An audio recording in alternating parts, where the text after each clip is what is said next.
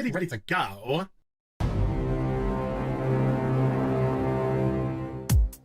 Okay, stuttering! Okay, stuttering!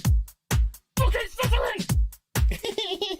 Take me by the hand, take me by the hand. Okay, stuttering! Take me by the hand, take me by the hand. Okay, stuttering!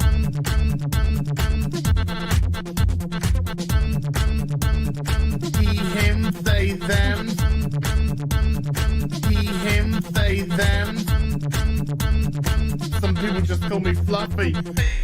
Me by the hand. Ocean man, take me by the hand. Ocean man. What the fuck is he wearing? It's not Halloween. Ocean man, take me by the hand. Ocean man. Fucking sizzling. Ocean man, take me by the hand. Ocean man. My God, I'm bending the cat. Ocean man, take me by the hand. Ocean man. Oh my God, like that. Ocean man, take me by the hand. Ocean man. Hey darling, you can smile more. Ocean man, take me by the hand. Ocean man. That's what we fucking do. Fuck off! Ooh, me by the hand. Ooh, Mr. Ocean Man. Ooh, me by the hand. Ooh, Mr. Ocean Man. Yeah, she is all gangrenous. That's cute, you massive fucking soy cock. He, him, they, them. Superficial bollocks. He, him, they, them. Spider monkey fucker. Some people just call me Fluffy. Holy shit. Yad, yad, yad, yad. It's Captain Gay. Yes, of course it's Captain Gay. Yad, yad, yad, yad, yad, yad, yad. It's really ready to go. Here's some Hollywood horse bitch.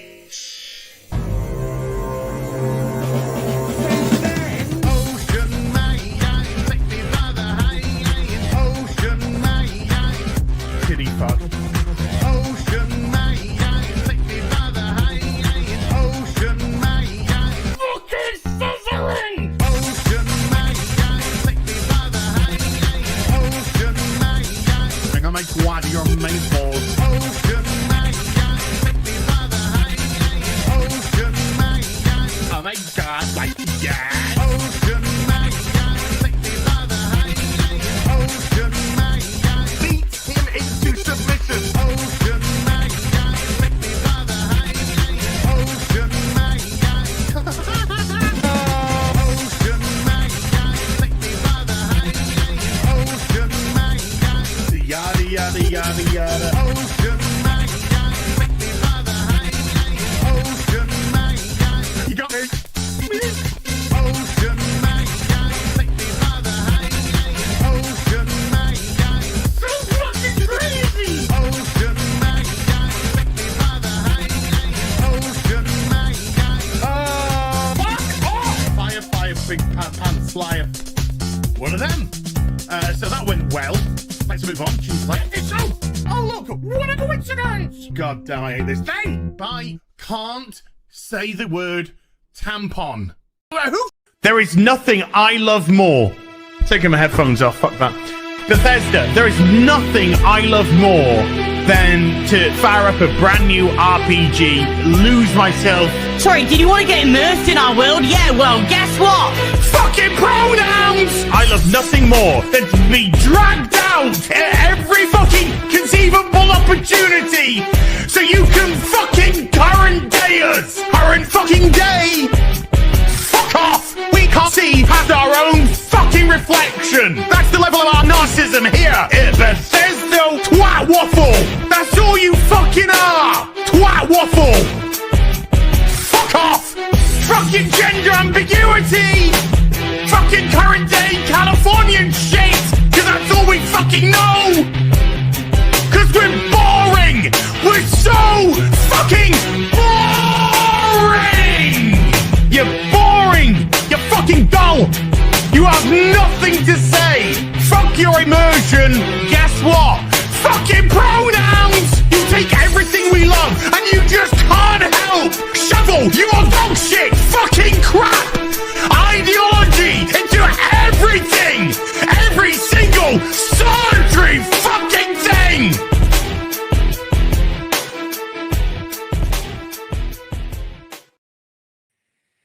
Good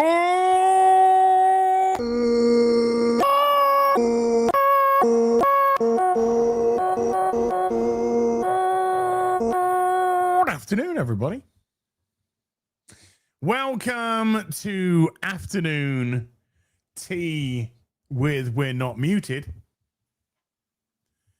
I'm your host, as always, Az from Heel versus Babyface. How you doing, everybody? How was your week? How was your weekend going?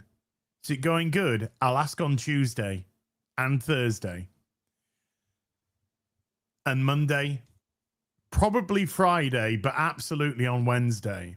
So if we could just get with the program, please. Oh, God, my tits are hurting. Oh, we'll get into that. But it's you might have noticed there's been no content for 3 days. No content. What has been going on? No streams. No videos. What happened? Some absolute fucking knobhead, I don't know who, sent me 500 fucking packets of coffee expired in the fucking post. So I had to get rid of it. It's all out of date. It was all expired. It's like fucking Christmas flavor. Like, what the fuck? 500 packets of them. Like, what the heck? Like, come on, man. I had to flush them down the toilet. It took me ages. Unbelievable. Absolutely unbelievable. But this week's been a bit crazy. We'll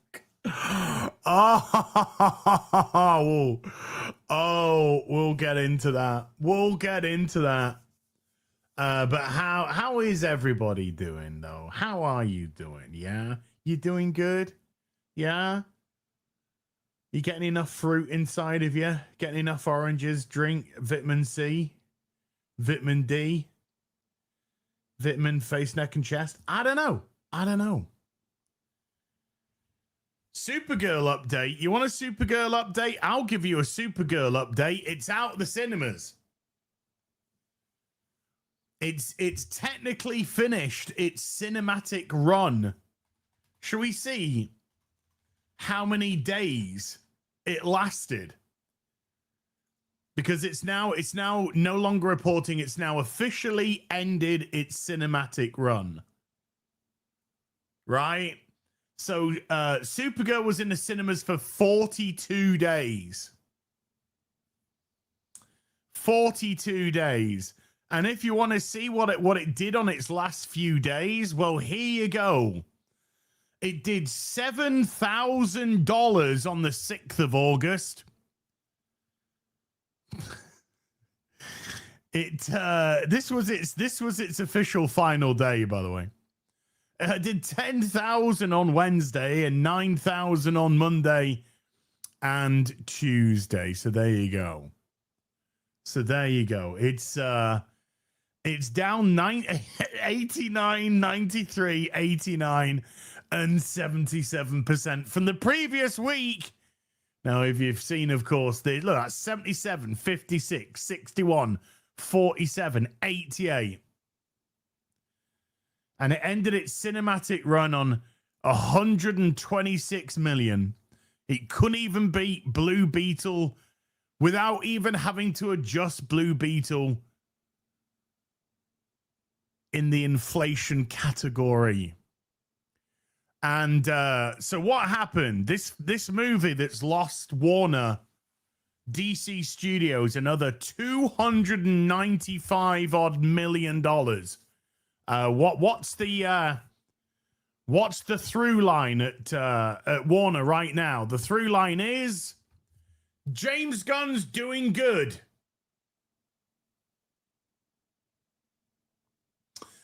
Superman lost about 80,000 or so, 80 million or so at the box office.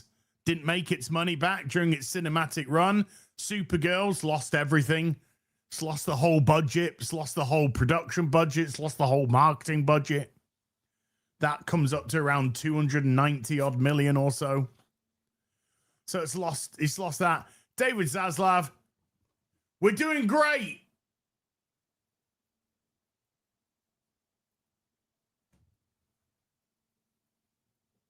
Okay.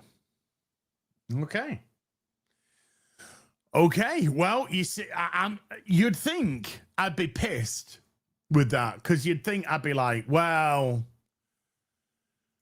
you know, this is bad news for DC. We're going to get more bad. Good.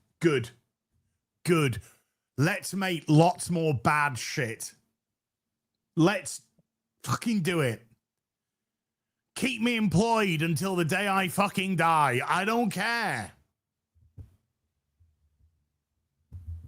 Let's put out another rank Z character that nobody cares about, even though we haven't established any of the main characters whatsoever, not even fucking Superman in his own film.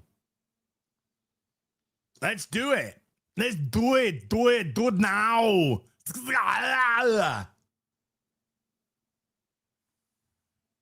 Keep firing, Gunn. Keep firing. Dude, can't wait. Can't wait for Man of Tomorrow with all 50,000 characters in it. I'm sure that's not going to be a complete clusterfuck. Let's have some more. Bring on Jimmy Olsen getting gang raped by fucking Gorilla Grodd. And his monkeys, chimpanzee, gorillas of Grodd. Bring it on. Bring on Deathstroke versus Bane, or Deathstroke teaming up with Bane. Buddy cop. Bring it on. One is a steroid abuser. One is a maniac. Da, da, da, da, da, da, da. Bring it on. Let's go. Let's have some more. Amanda Waller is coming back to the DCU. That'll fucking save it. Do you know what the DCU needs to save it right now? Fat black woman. It's working in Western video games. Well, you know, the ones that haven't been fucking shut down, which is most of them. Bring it on. Come on. I dare you to come up with more shit, James. Come out with more shit. Come on. Feed me, Seymour! Feed me, Seymour! I want a fucking pool! I want a pool. And I don't just want any old pool. I want a heated pool, self-cleaning fucking pool, busty Asian women fucking plowing me full of fucking drinks pool.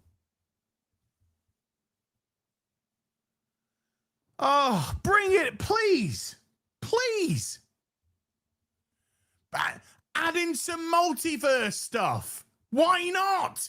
Do it. Make it convoluted. More convoluted than it already fucking is. After all, we just had a Superman movie where it seemingly missed a whole Superman movie before it, building the world. Bring it on. Bring it on. I want it all. I want it all. I want it all. I may be doing my dieting right now and I may be going to the gym and shit, but do you know what? I'm hungry, James. I'm hungry. Feed me, Seymour. Feed me. I want all the shit. Not, you know, not in a DSP fucking quartering fecal fucking fetish type of a way. Not actual fucking fecal matter. Admittedly, that is what you are spewing onto the screen. But yeah, we will continue to support Warner until the sale has gone through, and then deuces. I'm out of here, Zaslav. Feed me more. Because I'm hungry. I eat green berets for breakfast and right now I'm very hungry. Whew, I love it. I love it. A Joseph Gordon, love it. All of this, bring it on. That's it. Back your butt. Man of Tomorrow, it's looking fantastic. It's looking great.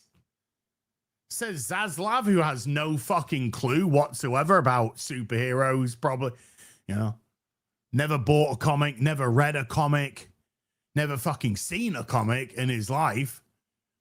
It's looking great. Man of Tomorrow's looking great. It's looking great. Do you look at it? Do you look at some you know, colorful characters bashing each other in the head and you go, that looks great. That's what the fucking plebs want. They're simpletons. They're stupid. They just need things hitting each other. Feed me more. Blue Beetle. How much money did that lose? Probably 100 mil or more. It had a little bit of a, well, what was its budget? Like 130? Let's say 260. Let's say oh my goodness me. Holy. It probably lost a couple of 100 mil. It probably lost a couple of 100 mil. Hey, let's put him in the film. Why not? Hey, you know this guy that none of you fuckers turned up to the cinema to watch? We're putting him in. Oh, by the way, that was a Blue Beetle reference, not a Superman reference, because no one fucking turned up to watch that film. Feed me more. But Az, you love DC. You love these characters. Why are you cheering for their downfall? Because these aren't these characters. We're living in fucking clown world now, guys. These aren't these characters. These characters exist in all the beautiful comics that I've got and all the collections that I've got. Those are the characters. Whatever the fuck this is shit clown world. So these aren't the characters. I don't look at these. I don't look, unfortunately, because I think Corn Sweat's a good casting choice. I don't look at Corn Sweat and go, that's Superman. I see that's a Hollywood actor in a fucking god-awful piece of shit suit that makes him look like a dickhead. Looks like he's wrapped up in plastic fucking wrap and then somebody spray painted him. It's not Superman. It's not Green Lantern. It's not any of these characters. These are just fucking Hollywood actors getting paid lots of money to make crap. These are just marketing campaigns now. They're not movies. They're fucking ego trips. We will continue to ruin everybody's favorite franchises until morale improves. These aren't them, so I can't look at them as those characters. I can't, because they don't exist. I don't see them on the screen. There's no verisimilitude, because it doesn't fucking work. They don't act like them, they don't behave like them, and they're not written like them. So why on earth would I think that that's them? They're not them. Bring on the fucking clown show. Come on. Come on. I want me dancing fucking monkeys. Dance for me, James. Dance, you fucking monkey. Dance for me.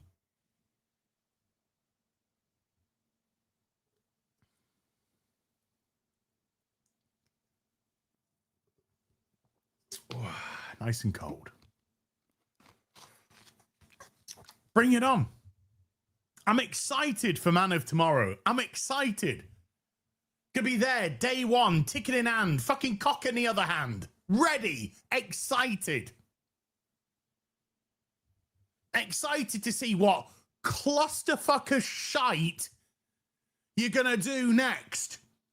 Excited to see what fucking fecal smear that you probably do in your therapy class. You know, as your wife sits there and tells the therapist how much she loves getting fucked by other dudes as you watch,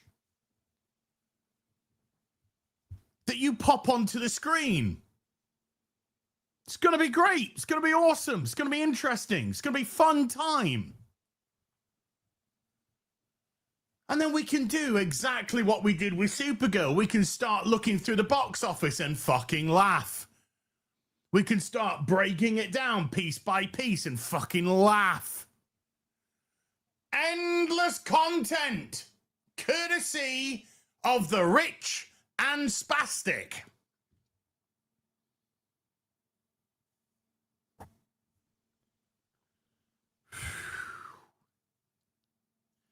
I don't think there's a single DCU movie that is going to get higher than Superman. Superman didn't make its money back, and I think that's peaked. I think that's the highest that you're going to get. After Supergirl, do you think Man of Tomorrow is going to suddenly just fly out the fucking window? You know those characters that you didn't like, and you didn't gravitate towards, and you didn't buy post-Superman, and you didn't buy any of the merchandise, and you didn't get the toys, and they're all in fucking Arby's or whatever for fucking $1 now. You know all those characters that we fucked up? Well, we're bringing them all back, baby. And this time, it's going to be even shitterer. Feed me, Seymour.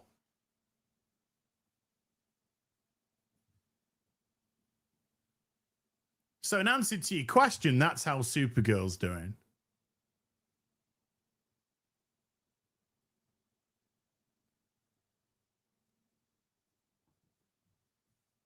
Useless. Useless. And we've got to wait to February, to fuck you February 2028 for the Batman Part 2. Which isn't even in James Gunn's DCU, but has the best chance of making the most money out of any of the DC films, but is a sequel to a movie that came out nearly 6 years before there. Warner. I don't know if I don't know if there's a more incompetent company. Then I look at all the others. And I'm like, well, actually, you're kind of all on parity with each other at how shite you are. But holy Moses. This is disaster street.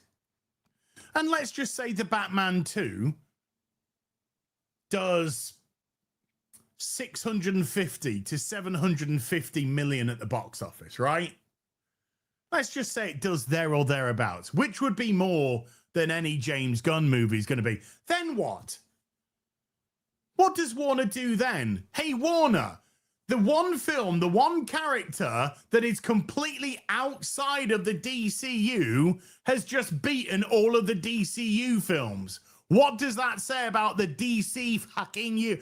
But by then, I don't think Mr. Gunn's going to be employed. Because I think when Mr. Gunn's contract runs out next year, I don't think it's going to be renewed.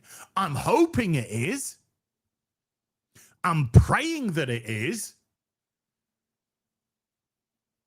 Because I want content in perpetuity. I want it for fucking ever and a day.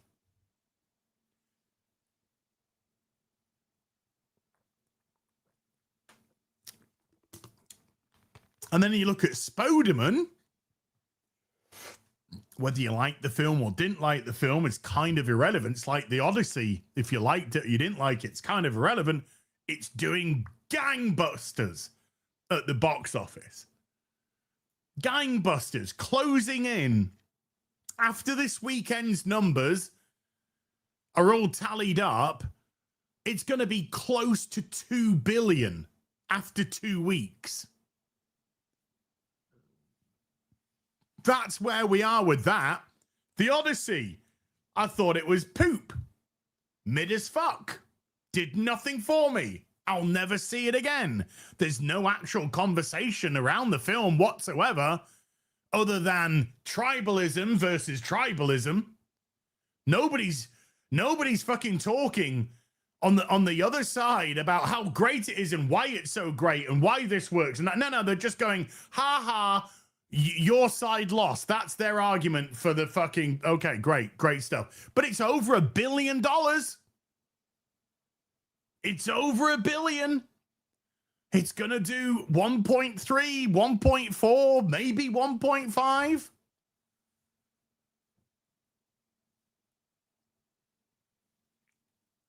And they're two very divisive films in terms of the way that people have spoken about them, but they've generated enough hype and enough conversation, relevant conversation, actual conversation in the public sphere, which has made people go, I want to go see it for myself.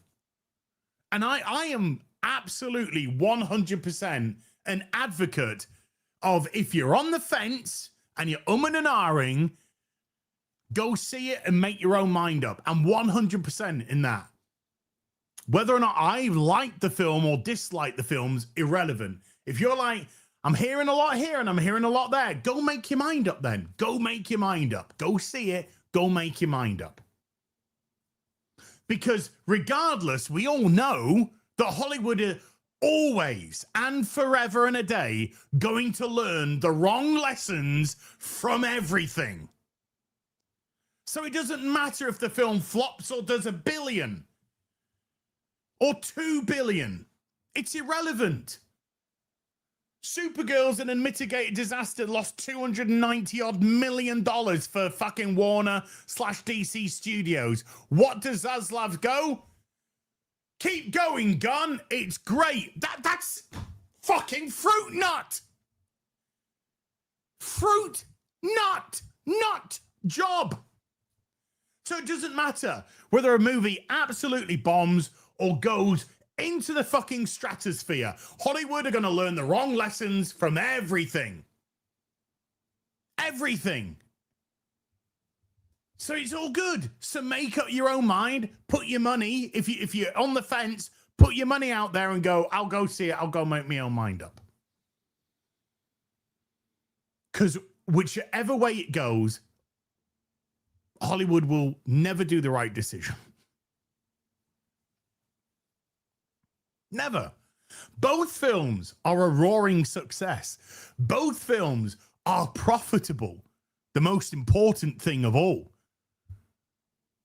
Even if Christopher Nolan's got his 20% kickback, whatever bonus, blah, blah, it's still profitable and it's still going to maintain being profitable.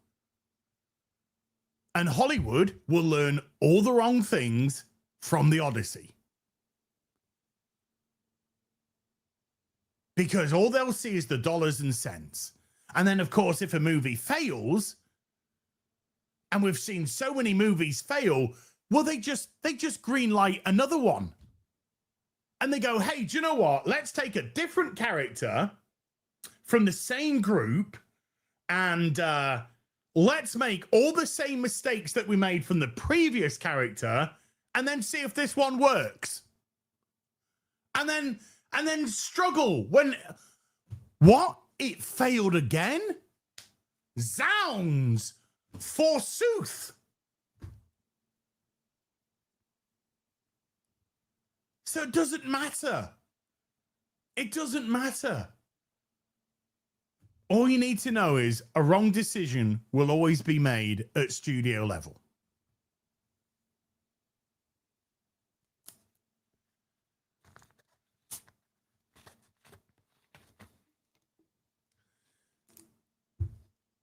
And before you say, and I'm straw manning here just for the sake of me continuing to rant.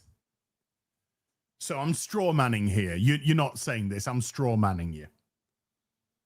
But if you say, well, shouldn't they have done something after Superman's box office? Because they would have known that it didn't make its money back. They would have known that it wasn't profitable in its box office run. They actually know how much money it made on VOD, and it certainly wasn't $300 fucking million, because that would make it the greatest VOD of all fucking time, and it wouldn't even be fucking close. So shouldn't have they have had conversations after Superman? The answer is no. The answer is no. Do you know when they should have had the conversations? They should have had the conversations when James Gunn announced his fucking slate, which was a disaster. That's when they should have had the conversation. Well, yeah, we're going to do Superman. We're going to call it Superman Legacy, which starts at the beginning of Superman's career, but we're going to call it Legacy, which is something that somebody leaves at the end of their fucking career. Because I'm a fucking moron. And then we're going to have The Authority as the second movie. Sorry? Fucking squeeze me, please? Yes, it's not even DC. It's technically Wildstorm, but DC bought them out. We're going to have The Authority, gay Superman and gay Batman together.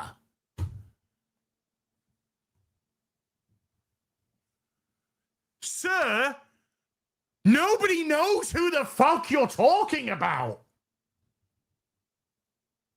And then we're going to have Batman.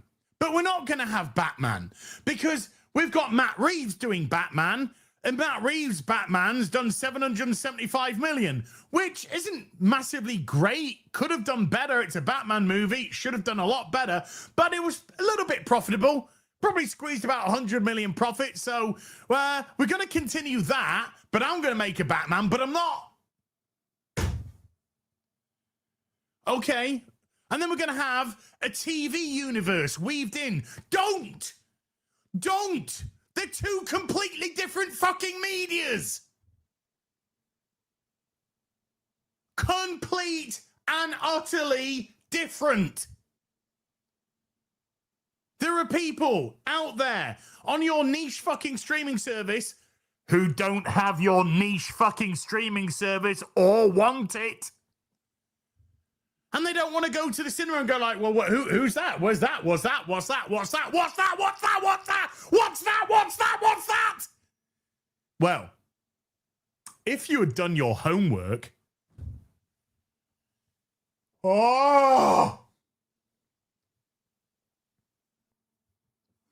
if you had done your homework and then watched this and that, nobody wants fucking television homework. It's either a cinematic universe or it's a fucking media universe of bollocks. And cinematic universes are convoluted enough as it is because it works off the assumption that you have to watch every film to know what's going on.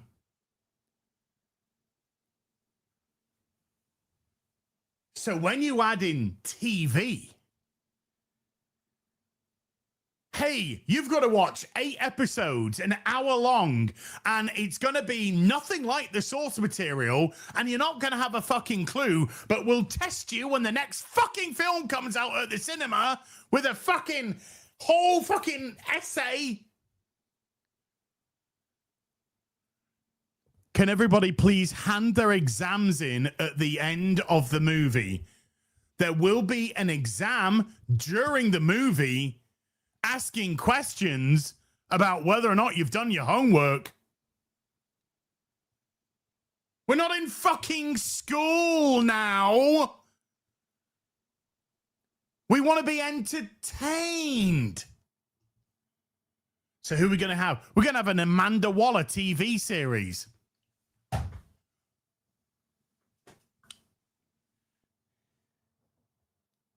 We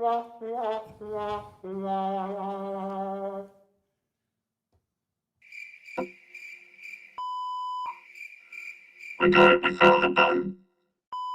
Please.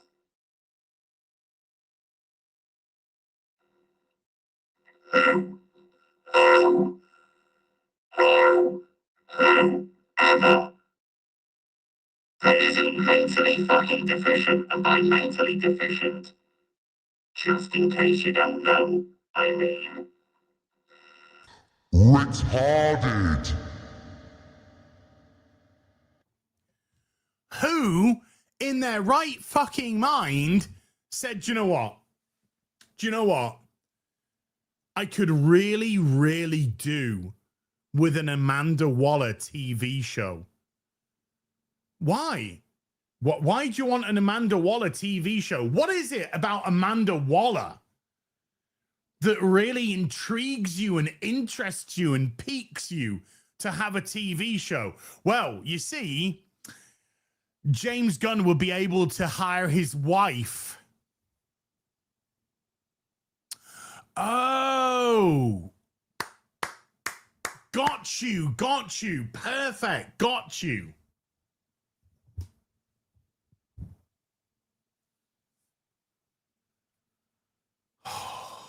Nobody knows who fucking Amanda Waller is. Even people who've seen the Suicide Squad don't know who fucking Amanda Waller is. Do you want a Booster Gold TV show? No,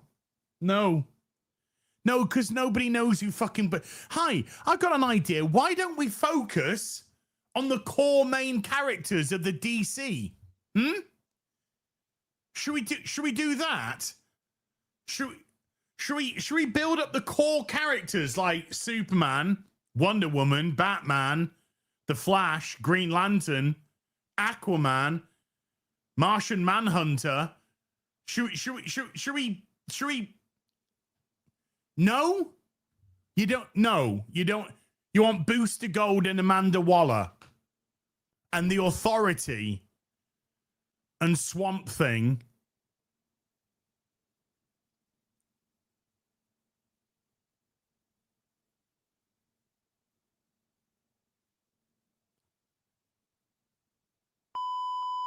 What?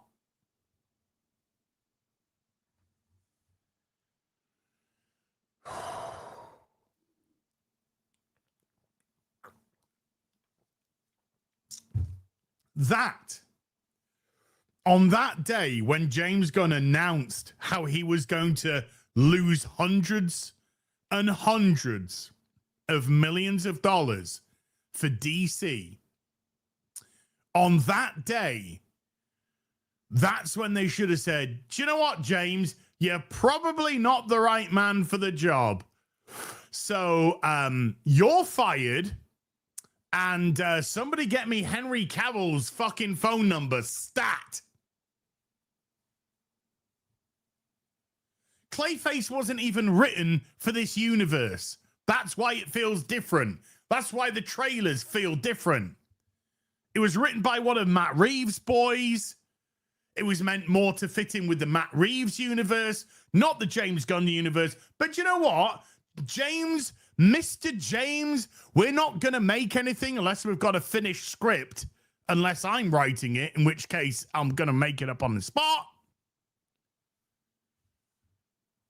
Had a finished script with Clayface. And so, well, we better get that into production because we're no longer doing The Authority. We're no longer doing Batman. We're no longer doing Amanda Waller. We're no longer doing Booster Gold. We're no longer doing Swamp Thing.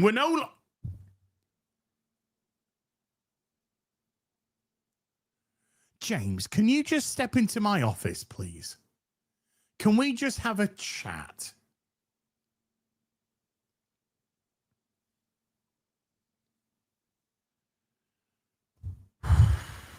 Holy.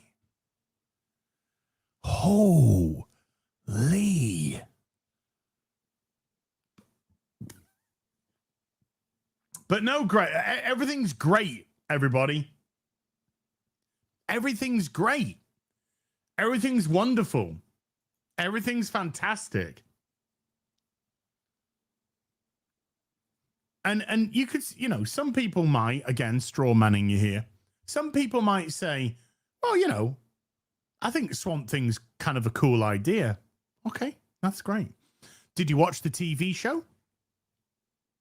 I mean, the recent TV show Did you watch that? No, nobody watched that. Nobody did. But hey, if it didn't work recently once, let's go again.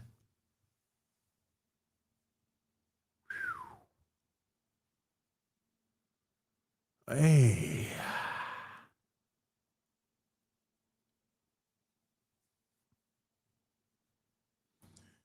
You can't make niche content when your target audience is the masses. If you want to make niche content, do you know what you've got to have with it? Niche fucking budget. Whoever, and I don't even believe that it's this low, but whoever said, yeah, 170 million for Supergirl budget, production budget, 125 million marketing budget. Yeah, that's good. Whoever said that, fire them.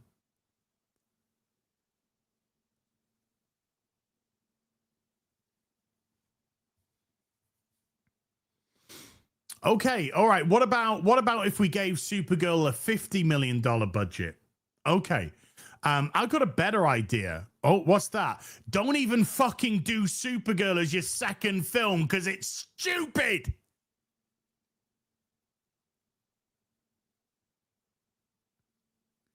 She doesn't have the fan base. She doesn't have the following.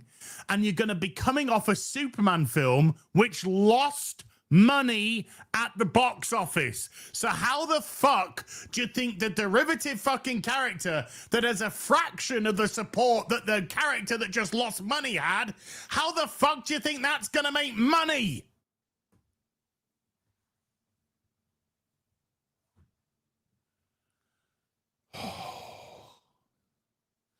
Superman, Batman, Wonder Woman, not rocket science. Not rocket science. And if you want to put another character into any of those films, number one, you shouldn't put any into Superman because you want to firmly establish Superman, bang. Then in the second film, in the Batman film, you might reference Superman on the TV. You might have a Superman cameo. You can do that. You might even have a hint of Wonder Woman. And the same in the Wonder Woman movie. You can have either cameos from Batman and Superman or hints of them showing that they exist in that universe and connect all those pieces together. Not fucking difficult. But that's crazy, right? I know. Listen to this lunatic man talk lunacy.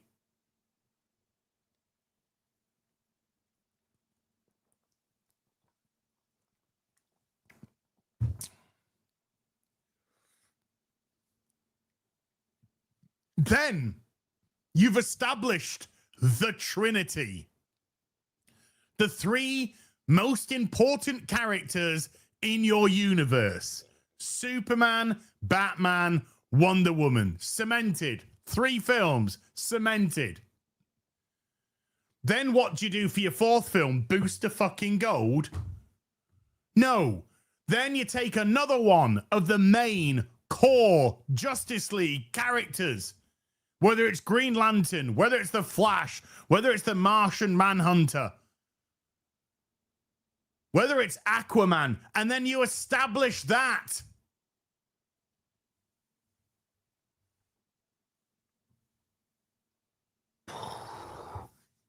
Oh.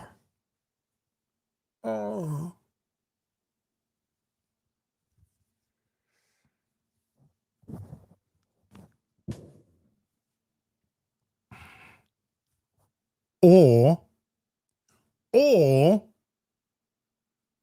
what I would personally do is I've said this many times before, I would have my Superman film my Batman film, my Wonder Woman film, and then I would have Trinity. That would be my fourth film. Trinity, where all of them are teaming up together. Trinity. The Trinity of DC. And then you have them all connecting as one, working together, forming the foundations of what will become the Justice League.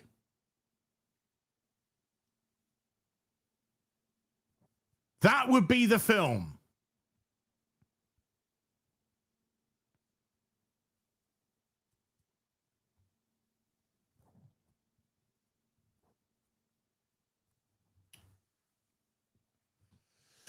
But no. We got Superman lost money at the cinema. We got Supergirl that lost all of her money at the cinema. Now we've got Clayface, which isn't even meant to be in this universe. Then we're going to have Man of Tomorrow, which is more Superman and Supergirl, who both lost money at the cinema. David Zaslav, keep going. Keep going, James. You're doing a great job. You're losing us hundreds upon hundreds of millions of dollars. Keep it going, Sunshine. Keep it going. This is exactly what we need. This is the out-of-box thinking that we have needed for such a long time that it's repeating all the mistakes that we made and the whole reason why we needed to sell the fucking company. Crazy.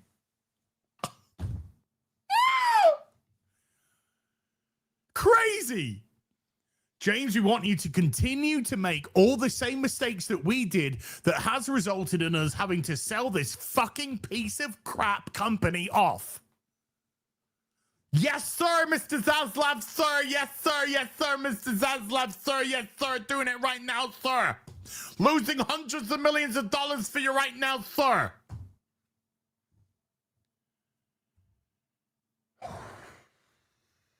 Fucking hell.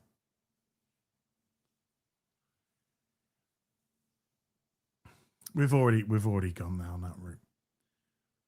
That's where we are, folks. So I'm all in. I let this fucking clown shit show continue. We will continue to make absolute dog shit that loses hundreds of millions of dollars and destroy all your beloved characters in the process until morale improves.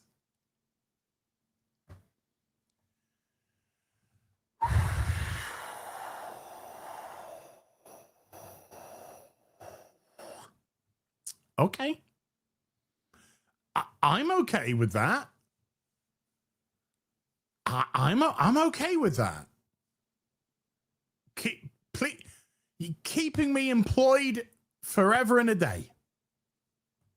I'm more likely gonna drop dead of a fucking heart attack than I am running out of things to make content about.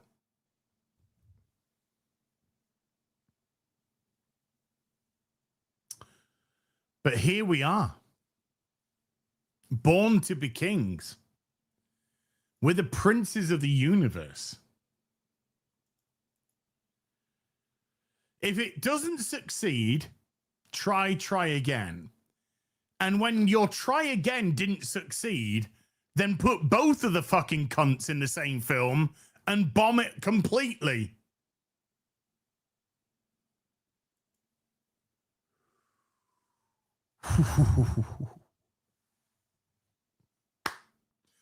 Bring on the slop. I'm ready for next year's slop. Well, the James Gunn Batman movie, Batman Brave and the Bold, which, by the way, if you're a comic reader, makes no sense. Well, actually, maybe it does for James Gunn, because all James Gunn likes to do is team-up movies.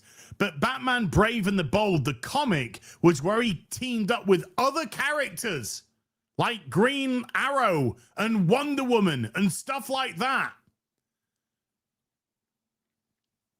So calling it Batman Brave and the Bold don't make any fucking sense. Because that's inferring, based off the comic, that it's going to be a team-up movie with Batman and a completely random fucking character. But again, this is James Gunn, so you never know. You never fucking know. But Batman Brave and the Bold, according to... No, because Nightwing's just part of the Bat family. So it wouldn't be Brave and the Bold featuring Nightwing. Nightwing's part of the Batman family. Brave and the Bold is another character out there. Out of the family. Out of the clique. But apparently, and by the way, it's getting written by Christina Hodgson, who wrote Birds of Prey, who wrote The Flash.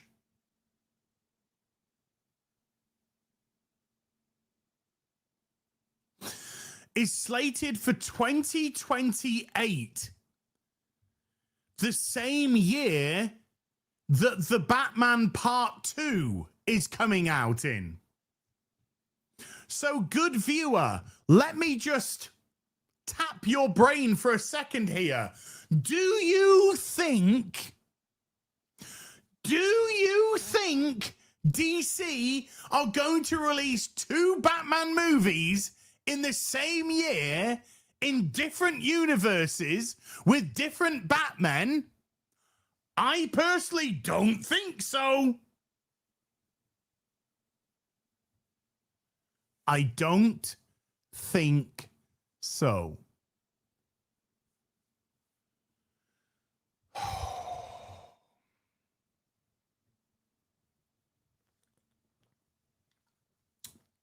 Which likely means, and by the way, I don't even know if this movie is going to get made, but it likely means that Batman the Brave and the Bold is now at least going to get pushed to 2029, possibly 2030.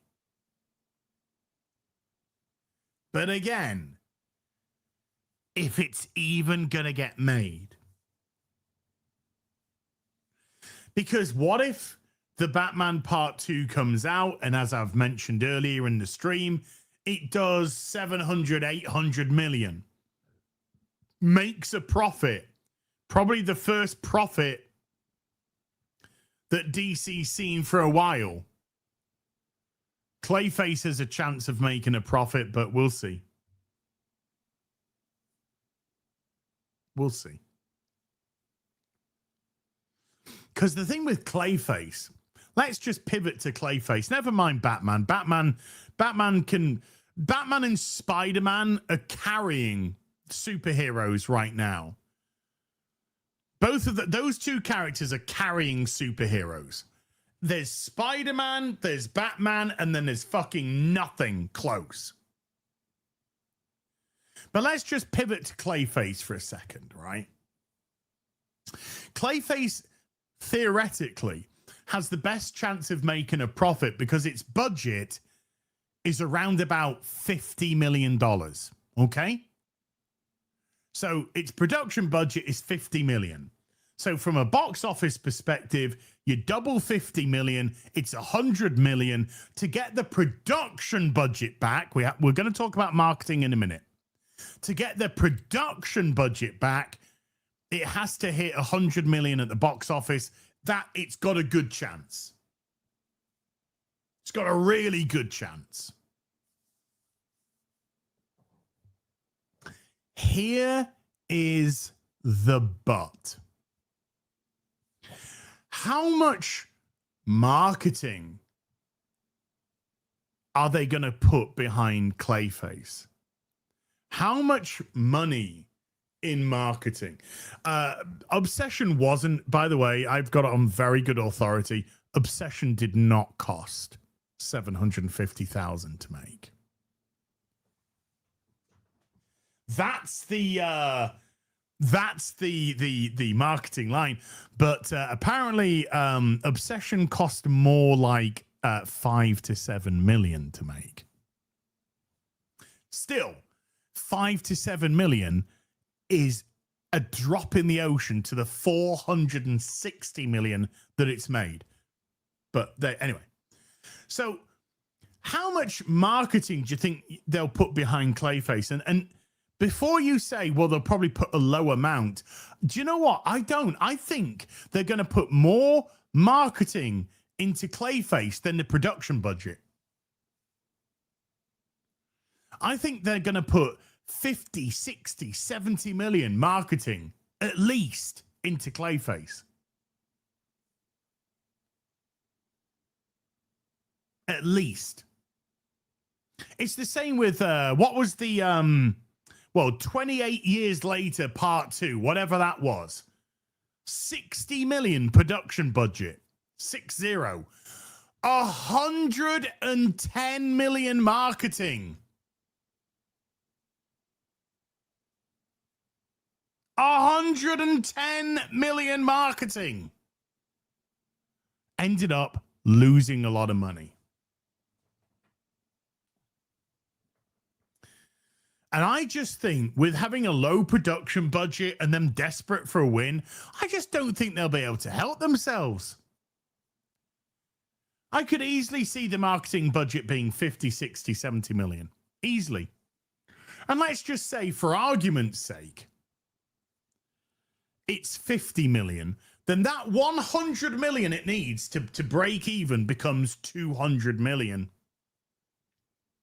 Now, will Clayface hit 200 million at the box office? That's when it gets questionable, because you just don't know which way the wind's going to turn with it. Because the film might be an interesting body horror, or it might be shit. Or people just might not be interested because they want to see Batman, not one of his C-list villains.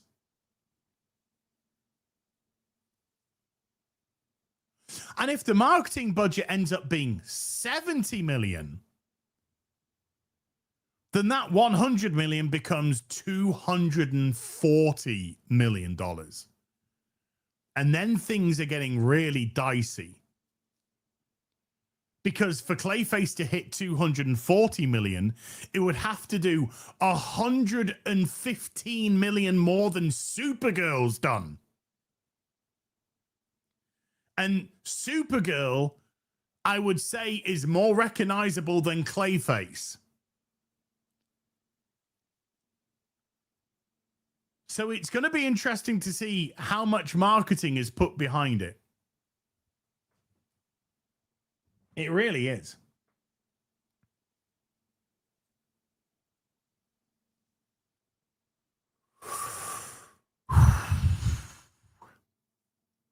But I think the Clayface trailers have been good. I think they've been good. It's certainly the most interesting film of this universe, even though it wasn't even meant to be in this universe. Because again, it wasn't even made for James Gunn. It wasn't written for James Gunn.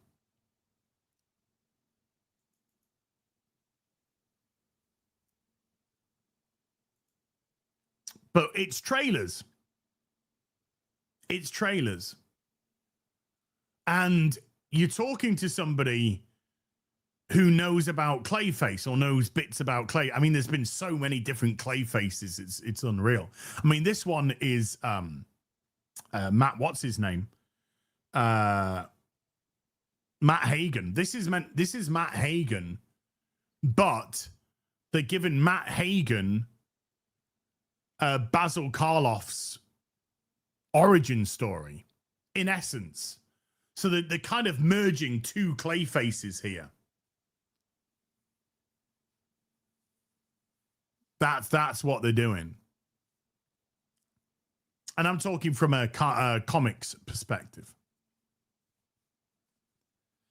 So it's so you're talking to somebody that has some knowledge about Clayface, that's read comics with Clayface, that's seen the animated series and stuff. There are so many people, and this, by the way, this isn't an insult. This is just, it is what it is. There are so many people haven't got a clue who Clayface is. And I'm not talking about the Wikipedia warriors that will hit up Wikipedia and pretend that they know everything about Clayface, you know. We're not talking about those social media fucking piss holes that are just wanting to get engagement and clicks. No. The regular person, Joe Public, they don't know who Clayface is. They don't have any understanding of Clayface, any knowledge of Clayface.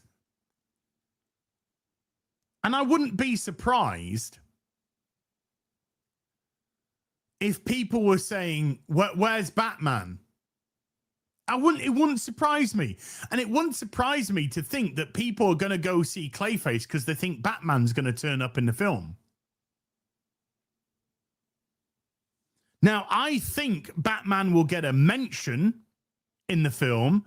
I think we'll hear Batman's name in relation to maybe the TV, the news on the TV, or maybe somebody reading a newspaper or something.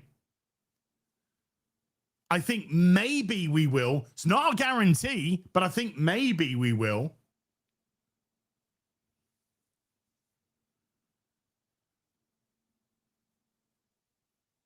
But Joker's a very recognizable character.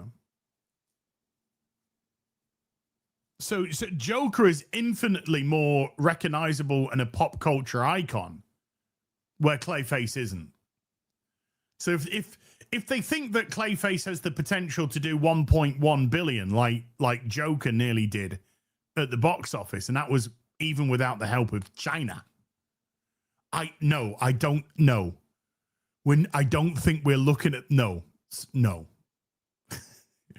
We are not looking remotely down that avenue in the slightest.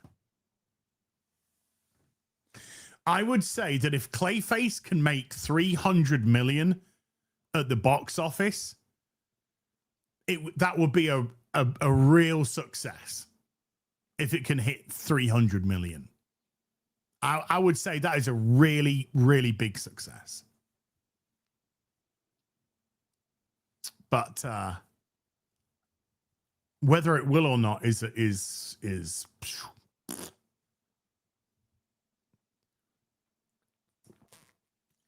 that's a completely different kettle of fish. Do I think it's going to do 300 million? No. I think it'll do. I think it's got a chance to do over 200 million. My gut's telling me that I would say somewhere in the region of 225, 235 is what I'm thinking right now. But it could easily do fuck all. Easily. It could easily do Supergirl numbers. It could easily do less than Supergirl. Because if the film's bad, you'll have a bad... Well, it's not even a superhero film because it's a villain. You'll have but they'll probably play Matt Hagen off as, kind of Darkman-esque anti-hero. So even let's say they play him off as anti-hero.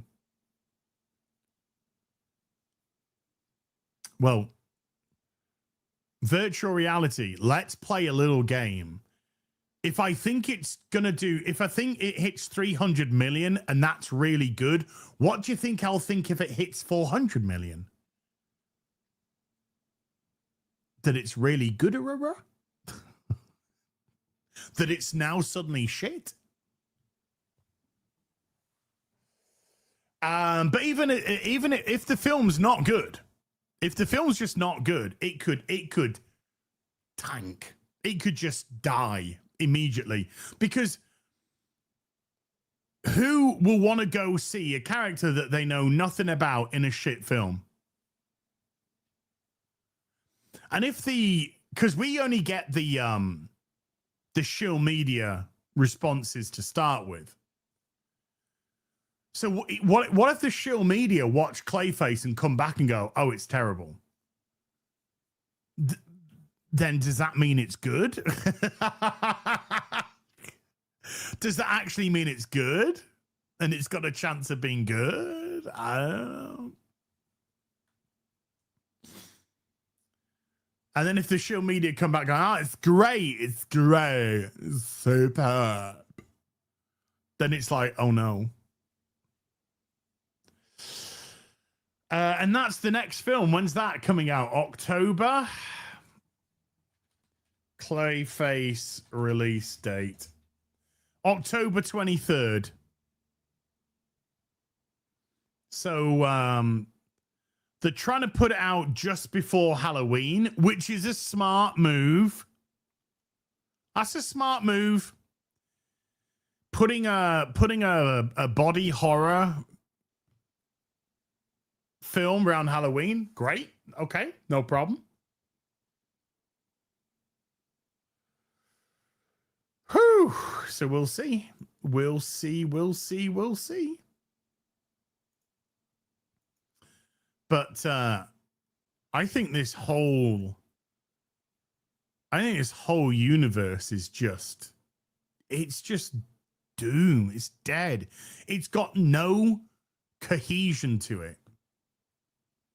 It's got no cohesion to it whatsoever. It's a patchwork quilt of shite, is what it is. It's been patched together with shite. Nothing links, nothing has any cohesion or continuity. Everything feels messy, rushed, ill thought out. Stop announcing cinematic universes when you haven't got a fucking clue what's going to happen.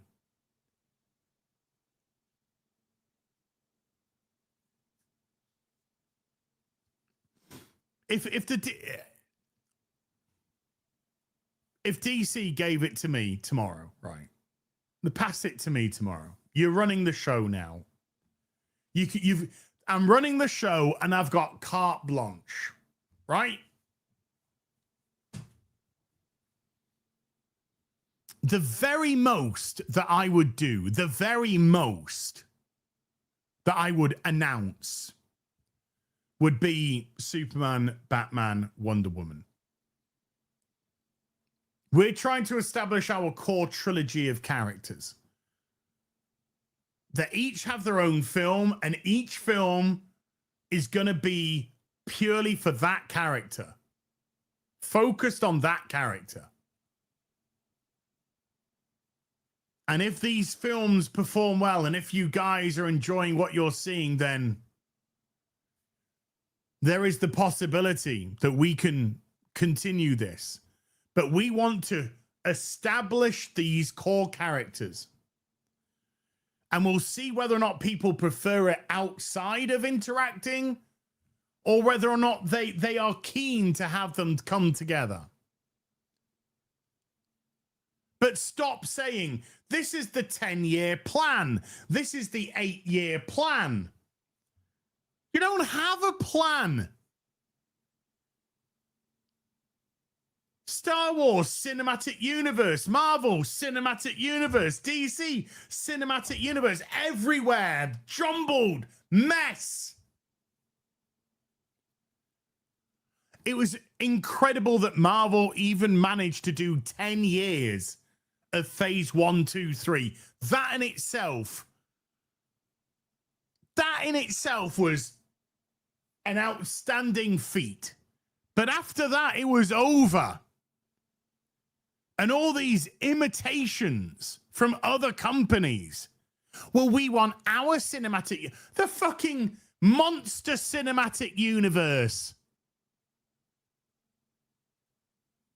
Stop Stop it.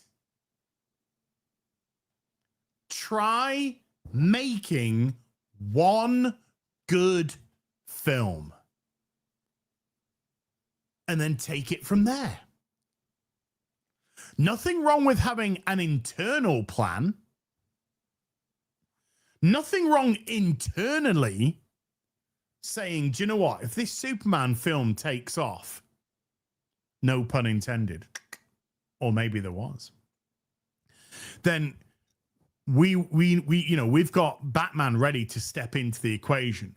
And then if Batman himself does well as well, then we've got Wonder Woman ready to go.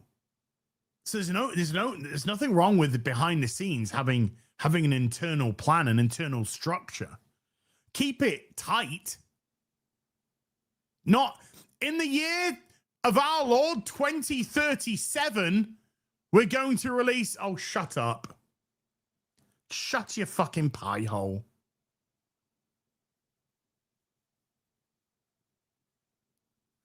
Because do you know what else doing your cinematic universes, do you know the knock-on effect it has? That if something goes wrong in the chain, trying to pivot makes everything fall out of sync. Phase 4, Phase 5, Phase 6 of Marvel is a fucking clusterfuck. Look at what happened to the Star Wars cinematic universe and all the announced shows.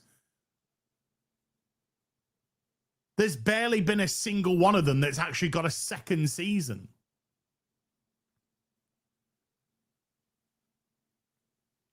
And the ones that even do, they're not getting any viewers. And then it took 7 years to bring Star Wars back to the cinema, and the movie that it did it with lost money. Because nobody gave a fuck about a shit streaming show at their fucking cinemas. Hey guys, these two characters who you're now bored to fucking tears of because they're just a one-trick fucking pony that's overstayed their welcome and now everyone's thoroughly sick of them. We're now going to put it at the cinema screens for your viewing pleasure. Oh, my God. Oh, my God. Oh, my God. Oh, my Lordy.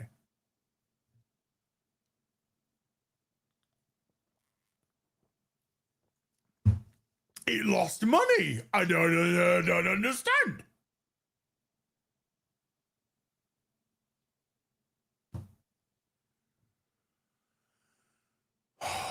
Oh no, baby Grogu's drunk the milk.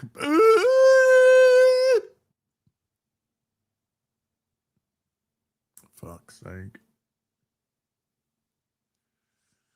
Unbelievable. Unbelievable. This is the fate of superhero films.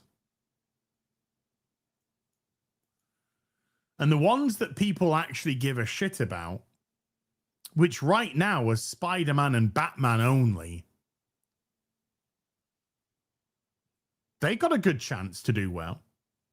Spider-Man obviously is doing well. Batman's got a chance of doing well. I don't think the Pattinson Batman is the direction, but even if the Pattinson Batman #2 doesn't quite hit all their marks, thing with Batman is you can reload it into the gun and shoot it out later, and he'll still have a good chance of performing. But all the other characters, well, they're kind of done to death now. They are done to death. Which, by the way, is another reason why I think the Odyssey's done so well at the box office.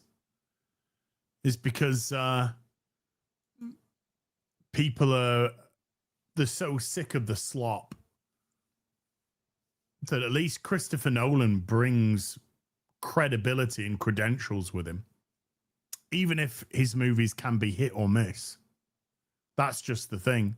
Are we going to get a Christopher Nolan humdinger? Or are we going to get a Christopher Nolan And even with that said, some people's Christopher Nolan humdingers are other people's and vice versa.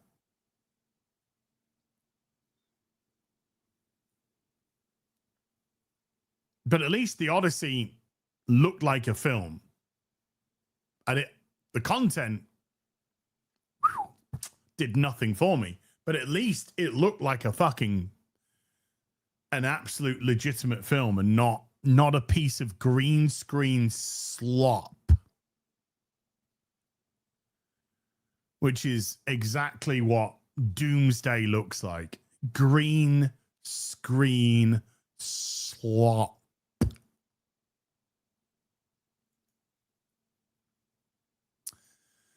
So I think that thoroughly answers your question of how's Supergirl going.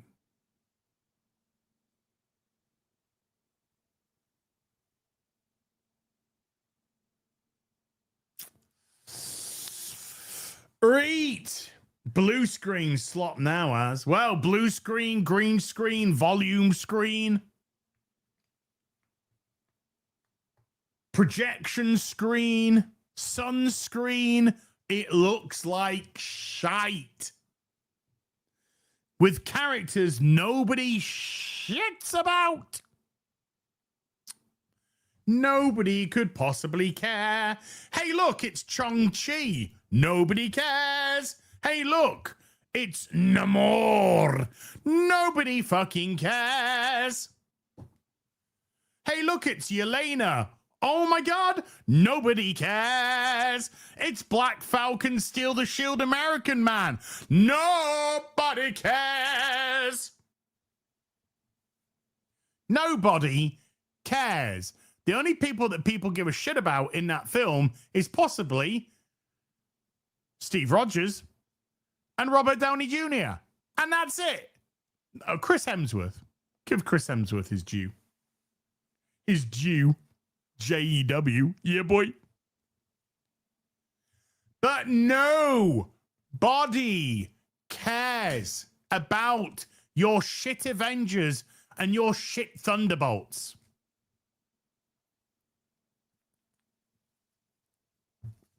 Or your Fantastic Boar.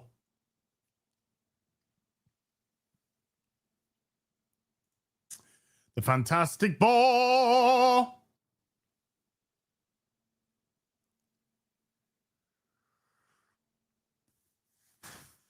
Right. Okay. Let's do something that the movie industry can't do. Pivot. Let's pivot away from that. This is going to hurt. Ow! Day 87.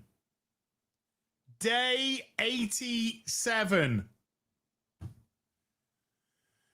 Day 87. No soda pop. No sugary drinks. No energy drinks. No fast food. No takeaways. Nothing like that whatsoever. Day 87 without any of those. And I said last week,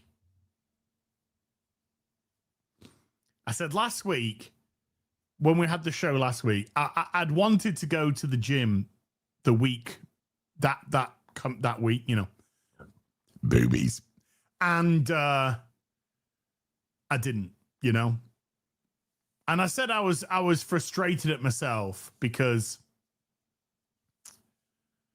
I kind of had the inkling to go. I wanted to go, and for some reason, last week I could not bring myself to do it, and I don't know why.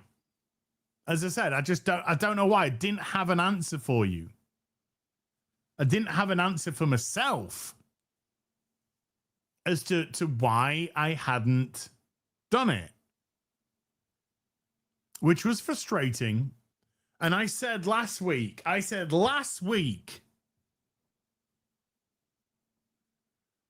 if I don't go to the gym this week just gone, by the way. If I don't go to the gym this week, then that's it. It's over for me. I'm leaving the internet. You can hold me to that. I'm leaving the internet. I'm gone. And as you saw, there's been no content Thursday, Friday, and Saturday. So is this it, folks? The title of the stream is Things Got Real This Week. Is this goodbye?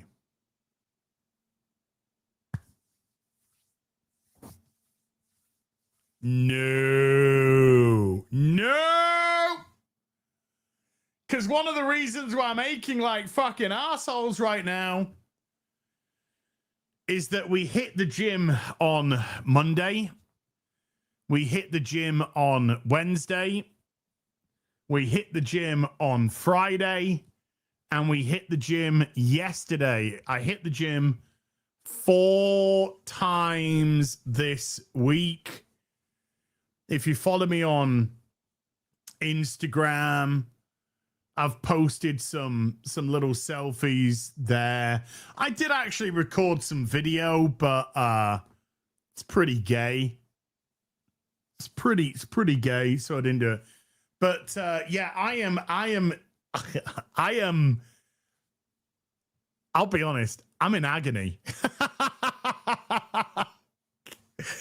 I am in absolute agony. And I have been for a couple of days now because on Monday I did back and biceps. And it was good. It felt good. And then on Tuesday, the tendons in the elbow, because I hadn't really used those. Well, as in the not in the elbow, but the tendons in the joint here. They were really hurting. Because they hadn't been stretched out enough, you know? They hadn't been utilized enough. So Tuesday rested. Wednesday, it was chest and triceps. Now, I 100% overdid it on Wednesday. I absolutely overdid it. Most of the weight that I did was sort of on parity with what I was doing before, but I was struggling. And instead of stopping, I was struggling. And then let's say I'm doing a set of 12. If I was struggling on number 8, I was just like holding it and then 9 and then 10 and then holding it and then 11. So I pushed way too hard and a bit silly on Wednesday. So and also on Wednesday, I arrived later at the gym because it's usually a bit quieter, and because I wanted to do chest, which is popular, I thought, you know, I'll be able to just jump onto the chest machines. Every chest thing, apart from free weights, was taken. So I was like, it looks like I'm gonna have to do shoulders today. So I started off doing shoulders, 4 sets of 12 shoulder lifts. And then when I finished that one complete set of shoulders, all of the chest cleared up. So I was like, all right, I'm going to do chest again then. So I was doing regular chest, plus I've done this extra set of shoulders. And then, you know, like I said, I pushed it a bit too hard. And then the tendons here in my upper chest going to shoulders. Because obviously, if you go to the gym, you'll know whenever you're doing back, whenever you're doing whenever you're doing push, whenever you're doing pull, it doesn't matter. You're always engaging your shoulders anyway, right? You're always engaging your shoulders. At the very least, the front, and then you can target the other, But the tendons here have not stopped aching since Wednesday. In actual fact, bizarrely enough, every day subsequent to Wednesday, they've been hurting more and more. So Friday, when I go, it was going to be a shoulders day. And my shoulders were spent. They were spent. And so, look, guys, if I wanted any old fucking Gray's advice on the fucking gym, I'll fucking ask. I'll stick to, I don't know, maybe the professional advice that I get from a trainer. Okay. But so Friday I go, and I'm going there to do shoulders. My shoulders are spent. They are absolutely spent. So I was like, okay, we'll switch shoulders for legs, because I was going to do shoulders on Friday, legs on Saturday. So so I was like, right, we'll do legs today and then we'll do shoulders tomorrow. So we'll start off doing a lot more cardio. I started off on some I usually just do like 5 minutes on the treadmill, but on Friday I did 15 minutes on the treadmill, which I enjoyed actually, just by the way. So I did 15 minutes on the treadmill, then I did legs. I saw that, Malcolm. Yeah. Well, he's lost like I don't know, 27 pounds in 1 week, so clearly knows what he's doing. And so I do legs, and then yesterday, fuck me. Yesterday I am exhausted. Like my whole body was exhausted. And I was thinking to myself yesterday, I was like, I gotta rest today. I'm like, I'm hurting everywhere. My legs are aching. My hamstrings are tight. Every fucking tendon area is absolutely throbbing like a fucking porn star's cock. And I was just like, I got nothing in the tank here. And so I'm sat there at home and I'm resting. And it is kind of getting nearer to the time that I would have to go to the gym if I was going to go to the gym. And the nearer I got to that time, the more guilty. I started to get guilty. I'm like, why am I feeling guilty? I'm aching. I'm there's no way that I'm going to do shoulders today, because I just, like, everything here, I could barely fucking lift my arms. And I was just like, nah. And then I I just found myself like getting up, having a piss. I came downstairs.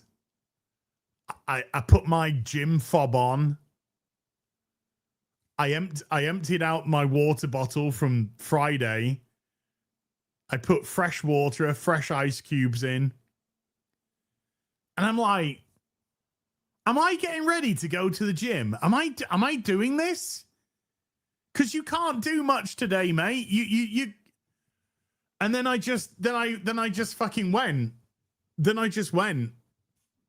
I'm like, fuck it.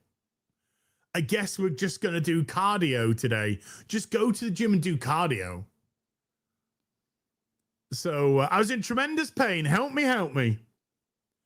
So I ended up just going.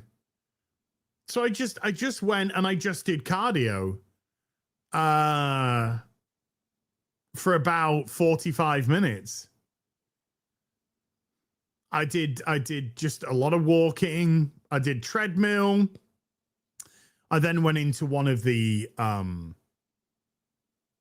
studios, and then I just took free weights, it's like handheld weights, and I was just doing laps. I was just doing laps of the studio with carrying heavier weights. And then I was like, okay. Okay. So we ended up going. And the hamstring isn't as tight today. My left hamstring, which was tight after leg day, that seems to be okay because it cramped up on Thursday night. Friday night. I was in bed going to sleep on Friday night, and my left hamstring just totally cramped up. Not a fun experience, as most of you will know that's had hamstrings cramp up on you. And today the left hamstring feels a lot better. The legs are okay. My triceps are still hurting from Wednesday. My chest is still hurting from Wednesday because I over fucking did it. But the legs feel fine. The back, I got a little ache in the back still from Monday, but it's one of those, you know, sexy pain pleasure type of aches because a nice muscular ache. These are fucking it's the tendon aches that fucking get me. Jordan, don't take this the wrong way, sweetheart, but some days I wish, just like you, I couldn't feel my fucking legs either. Because this hamstring cramp was a fucking pain in my ass. Well, it wasn't. It was a pain in my hamstrings. Love you, sweetie. So, it was a good... Also, obviously, this is my first time back at the gym for a long time. A long time. And I was very surprised on Monday, after I did my session on Monday, and I actually went Monday afternoon, believe it or not. I actually went Monday afternoon, and I had totally forgotten about how much of a natural endorphin, dopamine release you get from going to the gym. I thought I was on fucking crack on Monday night. I just had so much I felt like I was flooded with dopamine. I thought I was on crack. I was just absolutely buzzing. First time I'd gone in ages, and I was just absolutely buzzing afterwards. I felt so good for doing so. I was really happy that I had motivated myself to go. And then Wednesday, it didn't take much to muster the motivation to go. And on Friday, same. It didn't take much to muster me to go. It was the Saturday that was, like I said, the problem because of how much aches and pains. But I was amazed at how much, I'd not amazed, I had forgotten, because obviously I used to do this on the reg, but I had forgotten. Of course I wear the Matrix of Leadership when I'm at the gym. Duh. I had forgotten about when you start exercising, your body starts reacting to that and wanting to do it. So you're kind of, if I'm not doing anything in the house, sometimes you kind of get that, hey, do you want to go for a little walk? Just want to go for a little walk. You know, you kind of get that your body's sort of like, can we move? Can we do something physical? Can we just move? Can we just be active? So I'm hoping that that obviously continues. I'm hoping that this continues. And I'm my food wise, I'm just being sensible food wise. Steak, and chicken and veg.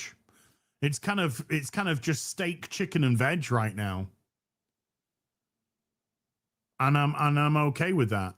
And then yeah, on the days that I didn't go to the gym, Tuesday I rested, and then Thursday, which was a rest day, I actually went for a little walk. Not a massive walk. I'm not overstating any of this. A little walk. I just went for like a 10-15 minute walk. Just to stretch my legs. But I know, again, I know it's early days. I know it's early days. But remember, we started all of this. This day 87 started at day 1, and we're on day 87 now. So you've always got to start at a day 1. And that first week at the gym, that first 7 days has brought me going to the gym 4 times. So I was, you know, even though I know that on Wednesday I was a little silly with chest, I got a little bit overexcited. Monday I didn't. This is just it. Monday I was actually very sensible with lowering my weights just to get back into the swing of it. And then if I'd lowered it too much, just up it to the next level for the next set until I knew I was in a sensible place. So Monday I was sensible. Wednesday I wasn't. Thursday I was sensible. Friday I was sensible. Saturday I was sensible. So if I could get this Wednesday sensible, then we can continue that. But yeah, expect. So what I'm probably going to do is for members, I'm probably going to do a weekly check-in just to kind of tell you where we are. Oh.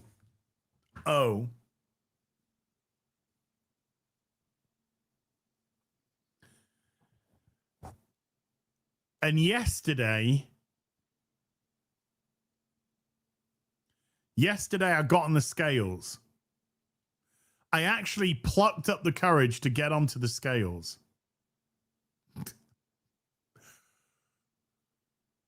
The scales batteries had run out, so nothing came up.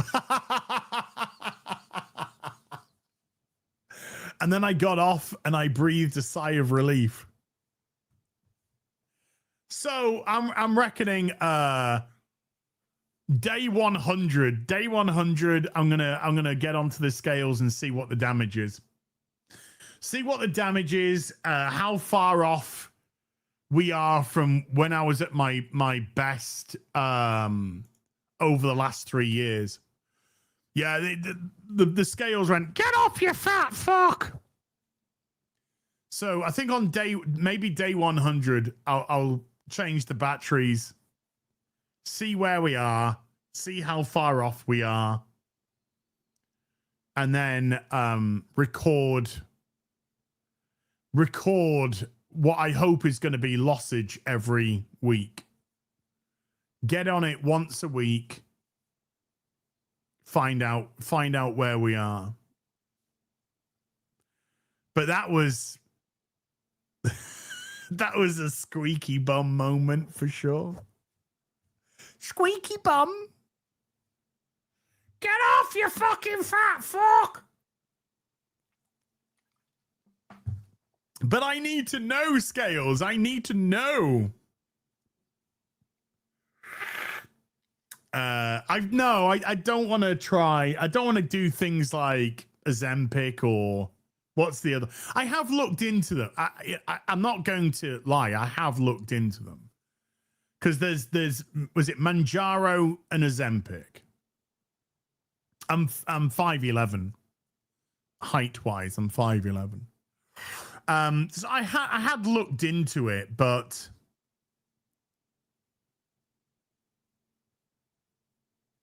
I just want to do this. I don't like I was speaking to by the way, I'm not calling out my sister here at all. I'm not doing that. But I was talking to my sister yesterday, and I was telling her about my aches, my muscle aches, my tendon aches. And she said, why don't you get some, ibuprofen for it? And I said to her, I don't want to start taking painkillers just to get rid of muscle aches. I don't want to just put pills into my body. And I don't like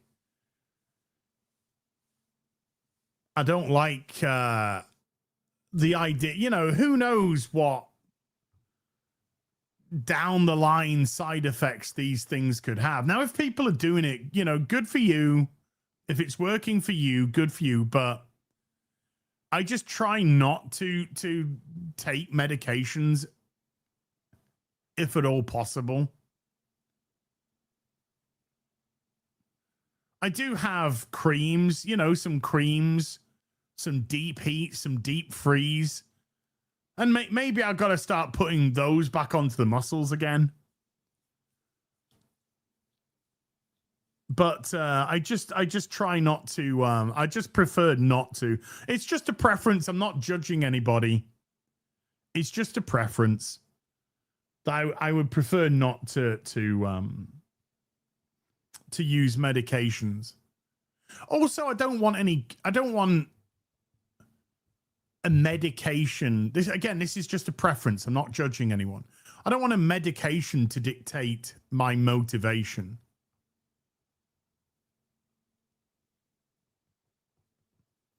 This isn't going to be a quick fix. It's impossible for it to be a quick fix. It's going to involve a lot of hard work, and it's going to take time. But I believe, my personal belief, no judgment.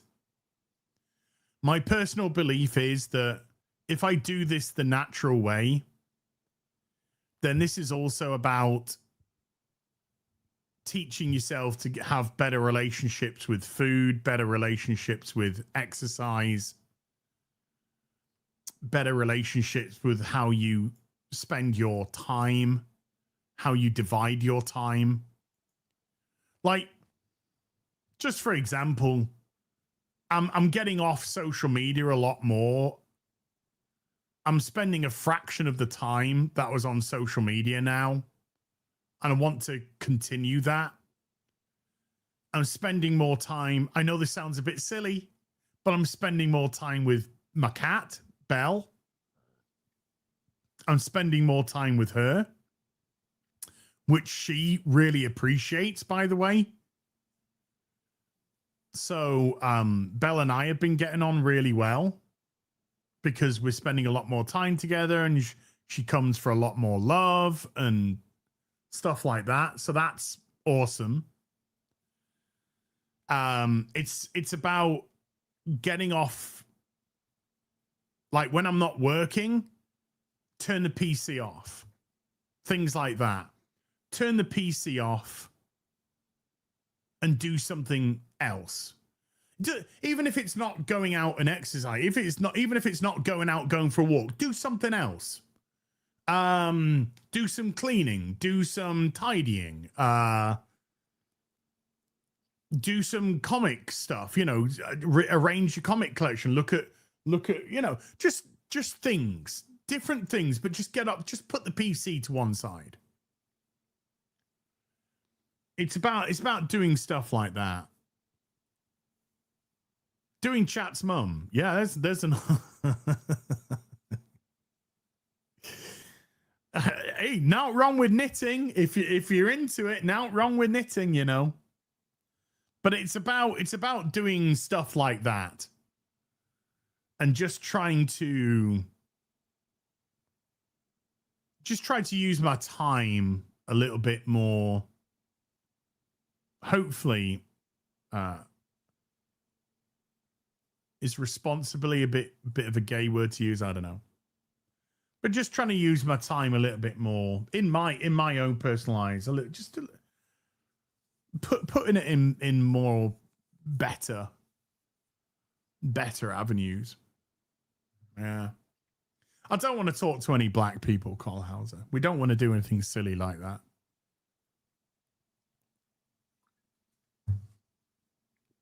Oh no, oh lordy, no. That would be duh. The only time I want to see a black person in front of me is if I'm getting mugged. Okay? Fair. I think that's fair. Right, let's get into some supery dupery, shall we, peepee weepies?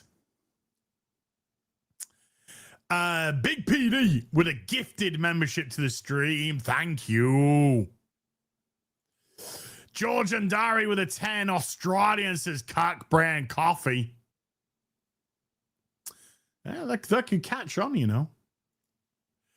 Crimson Shadow with a 33 month says, hey, Az, I hope you're doing good. Thanks again for keeping this mad sportsman entertained.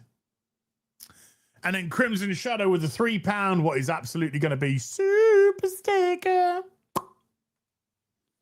There you go. Thank you. Ryan Welsh with a 48-month membership. Ryan, thank you. 48. Woo. Woo. Kalioth with a 31-month membership as well. Thank you, Kalioth. Kiryu Kazuma with a $10 says, hi, I saw Spider-Man yesterday. Thought it was great. Have not seen a Marvel movie in theaters since 2019. Amazing to be back in a theater for a good superhero movie that didn't hate their audience. No, I never got the impression one time that it hated their audience. I liked it. I liked it. I thought it was a good film. I keep having to stress that, yes, Jean Grey is a problem, but as a form of entertainment, I enjoyed it. It entertained me a lot. Mojo with a €6 said Supergirl's digital release in Germany is tomorrow. Are they ashamed or something? It was released on the 4th in the UK. I'm not sure exactly what date it came out in the UK because I'm never going to see that film ever again in my life. But it released on the 28th in America. But yeah, I don't think it's a film that's going to do particularly well in post either. X in Wonderland with a $5 says Quartering's Supergirl review good, but needs more bulls. Drunk Twitter crash outs, oranges of unknown purpose, stale coffee, and forced cream pies. Oh, creme pies. Sorry, forced creme pies. Yes. There was not enough creme pies in Supergirl for sure. Waffle Iron Rorus with a $1. Thank you, Waffle Iron Rorus. Goo goo goo. Kalioth with a $10 says, do you think with the trial in California, I guess, delaying the merger into 2027, Paramount, Warner Brothers, Trek Gun Studios build new studios out of California in advance of the move? I want their entire run of Looney Tune shorts uncut.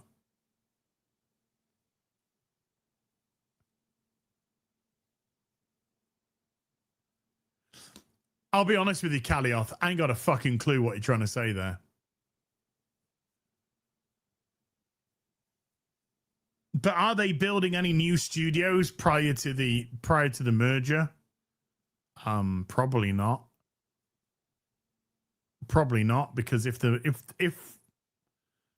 merger does get blocked, then it'll be for nothing. So also, I don't care. I really don't care. Paramount and Warner are both a couple of absolute fucking retarded studios. They really, really are.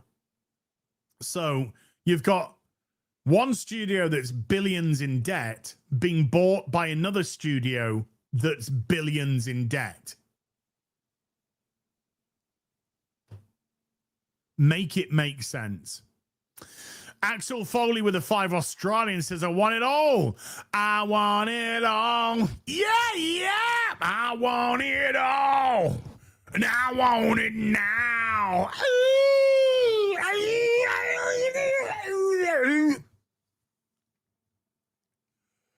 Hello, Azzy, you Adonis, you. I am on day 73 and I've lost about 20 kilos. Nine. Sorry, you know you've been watching too much Casino when you start doing that. That was just a natural reaction, by the way. That was an involuntary reaction. That's really good, dude. That's really good. Legitimately, that's really good. I know I've definitely lost weight in this 87 days. I don't know how much. I can't quantify it because I didn't get on the scales at the beginning. And as much as I'd like to know, I'm okay. I'm okay with it, you know. When I start recording, like I said, I'll get on the scales on day 100.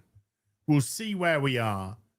And then I can at least start recording progress from there on in.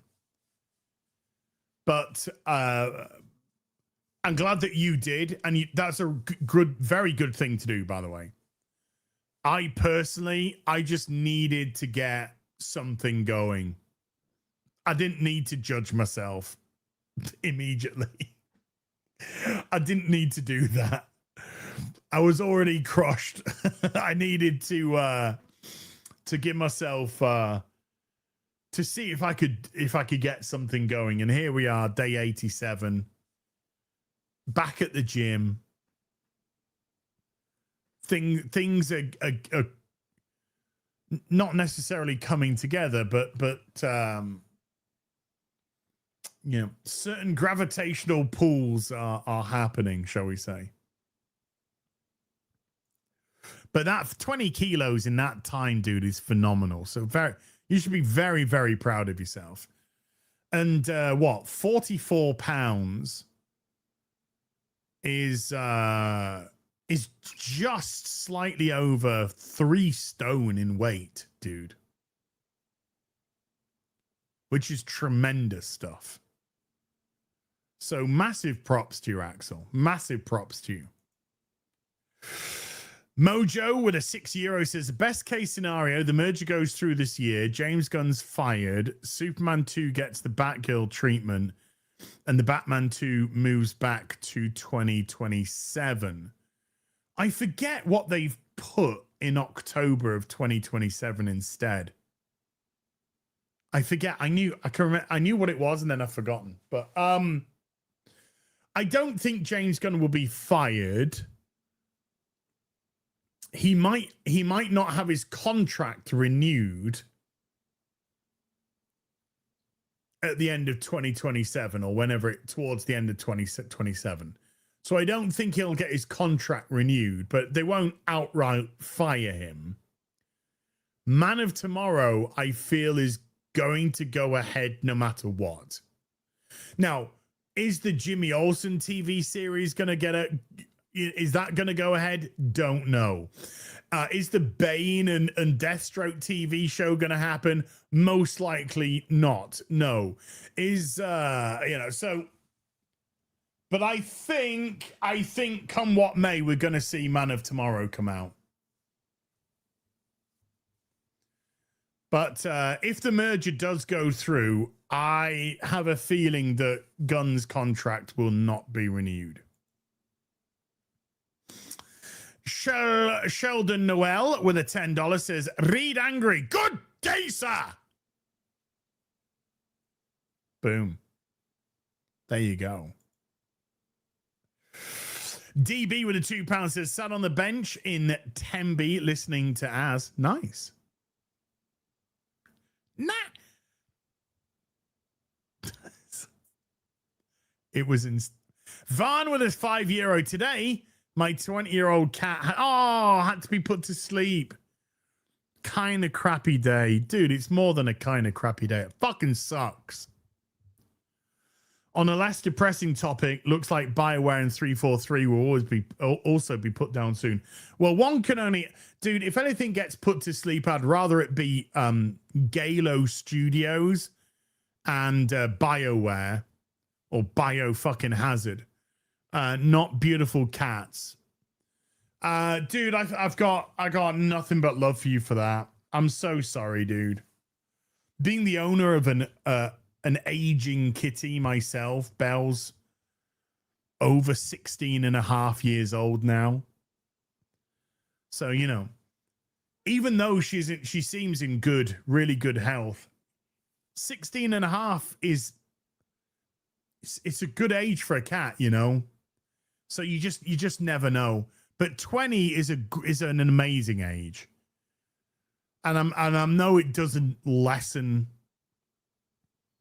the hurt. And I'm not trying to reduce that for you, because only time can take that away. But 20 years is an amazing amount of time. And I really, truly hope, dude, that you can, look back and appreciate all that good stuff. So, Van, I am so sorry, man. So sorry for you. And I know you don't want pity, but, you know, we love our furry creatures here. Mike Oxlong with a $5 says, saw the Odyssey this weekend in 70 mil. I didn't think it was as bad as some of you have made it out to be. Kind of like Mike. Get him out of here. Get him banned. Get him banned for the fucking Odyssey comment. Never mind the fucking microwave tea. Mike, legitimate question though, I would say is, have you read the Odyssey? Have you read the Odyssey? Because it's kind of completely fucking different. Sandy Q gifting 10 memberships to the stream. Thank you. Thank you, Sandy. Appreciate you, sweetheart. Thank you. Big fat fiddies. Big fat fiddies. Apothis Studios TV with a $5 says, do you know where I can get some smelling salts, brand smelling salts? Walmart. Try Walmart. Apparently there's a shipment on the way. Or a shipment. Wah, wah. Noah Mint has been a member for 64 months. Hey, as you rule. I have beat OG Final Fantasy VII now. Give it a solid 8.5 out of 10. Very good game. Still not as good as people made it out to be, but still very good. Final Fantasy VII is one of the best. It's. I think I might play the OG again. Now then, I might do it as a playthrough on the gaming channel.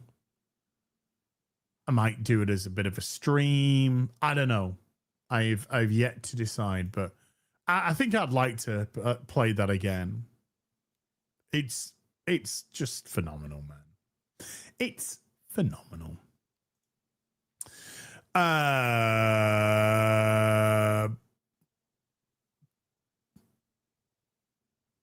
Poised Anubis. Had to try and work that one out. I wanted to say Poseidon for some reason. With a £5 says, It's unfortunately all a lost cause, as no one is reviving, these IPs. I pray Cavill gets to do what he wants. It's our only shot. Yeah, I mean, even now, no disrespect to Henry Cavill, because I love the guy. He's too old to play Superman now. If you're trying to relaunch a universe again, so you know, if it all fell apart for DC tomorrow, and one can only hope, and they get somebody who actually wants to make some good fucking movies, you would have to recast. But yeah, Cavill's living his best life, and good on him, by the way. Good on him. I'm really hoping that his Warhammer TV show's a goodie. Really hoping. Vaughn with a €5 says, by the way, I know that Game Workshop sucks, and I really would like to get into Warhammer 40k. I'm considering getting some Orc minis. Which faction would you suggest? Well, if you're getting Orcs, you just do Orcs, you know? Get Orcs. I don't know the different factions within the Orcs, or if they really have them, but Orcs are fun. Warg and all that. DB with a £2 says, would Supergirl be better off as a tax write? It can't. They released it. It can't. If they had written Supergirl off as a tax write-off, right? So that you haven't marketed it. So you saved yourself 110 million on marketing. So they would have lost the 170 million, whatever they're claiming the production budget would be. So they'd lose that, but they'd get it back as a tax write-off. So yes, it would have been more profitable of them to have written it off and not released it than released it. Because now they're 295 fucking million in the hole. So, but you know, company that's billions of dollars in debt loses more money. Shocker. Because they can't make any right decisions.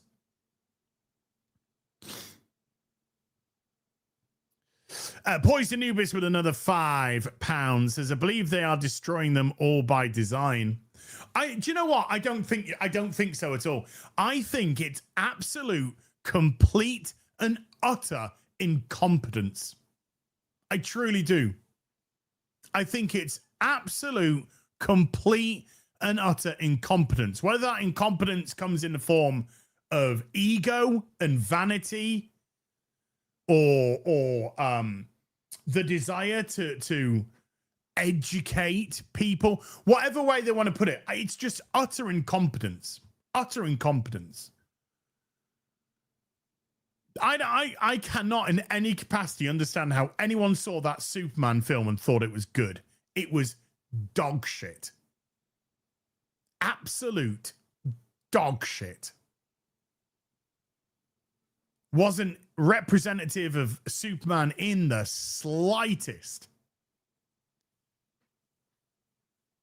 I think James Gunn, he just wants to do what he wants to do. When he announced his slate, everything he said was, oh, we're going to do this because I like this. We're going to do this because I like this. And we're going to do this because this is my favorite this. We're going to, because it was just all about him. It was just all about him. He didn't give a shit about what the audience want. He just gave a shite about what he wanted to make. And what he wants to make versus what people want to watch, it looks like they're very polar opposite. So, you know. So I just think it's just utter incompetency. Bresny Lala with a 250 Serbian dinar. Do not forget Jimmy Olsen show. I've mentioned it many times this stream. Many times. Cole Hauser with a 5 Canadian says James Gunn would start the Transformers Cinematic Universe intro movie with Wheelie That's how screwed up Gunn is. Love you, bro. Well, I mean, well, he would start off with RC being the head of the Autobots or some shite. That's what he would do. There's another thing. I love Transformers. I've deuced out of the comics now. And you know how I used to praise the comic, this new comic from Skybound? And then Kirkman came along, who everyone sucks his fucking dick. And in a space of 5 issues, managed to destroy, complete and utterly fucking destroy everything that I was loving about the comic. Just sort of like came in and just like, right, time to undermine everything that's come in these first 25 fucking issues, and I'm just gonna fuck it all up.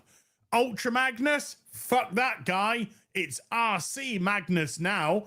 Optimus Prime, who's gone through 25 issues of hell and kept everything together and has been just the most amazing fucking leader. Fuck that guy. Time to give fucking Elita 1 the matrix of leadership. Oh, fuck off.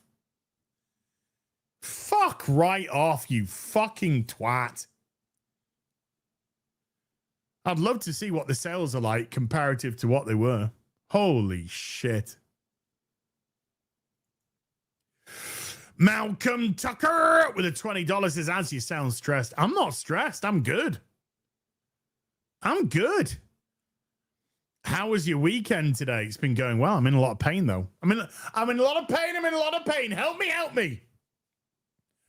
I have a great coffee deal for you. Click on my link. It will give you great deals and let me steal all of your info. How was your weekend today?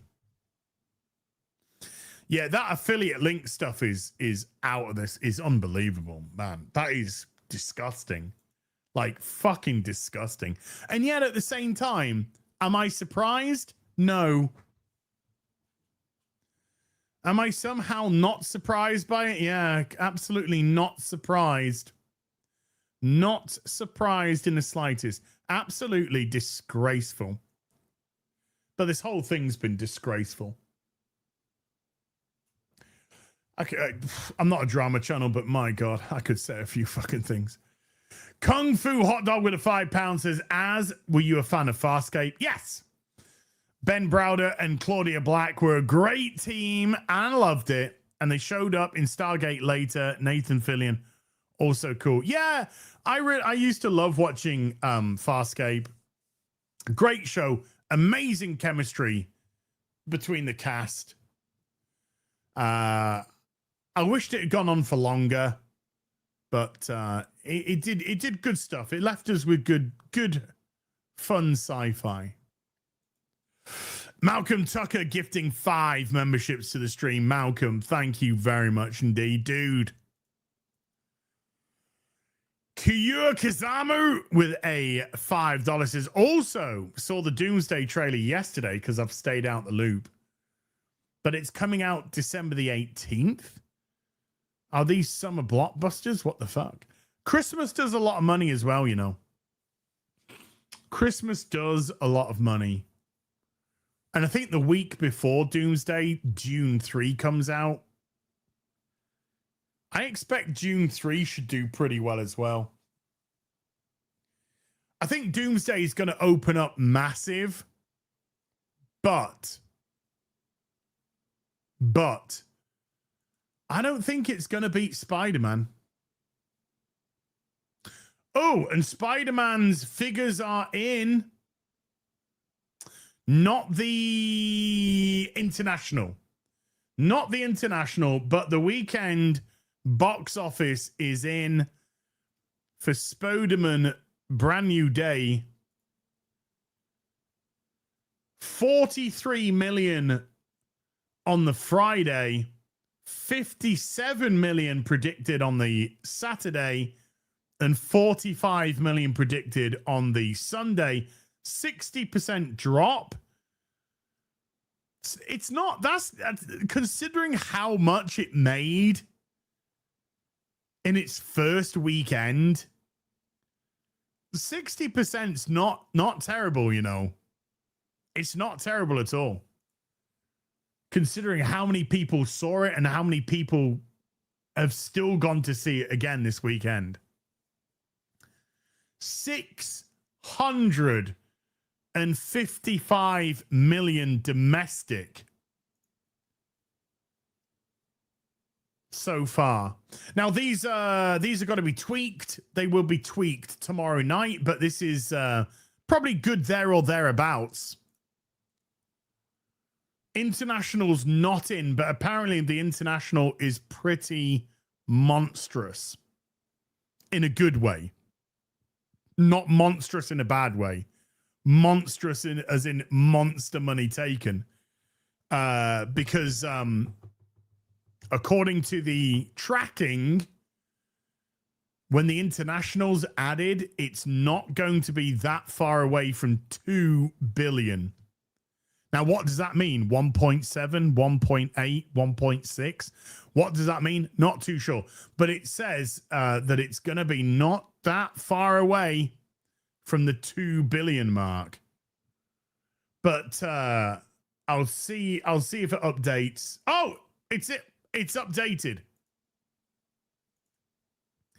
It's updated. 1.665 billion after the second weekend. It's been out for 10 days. 10 days.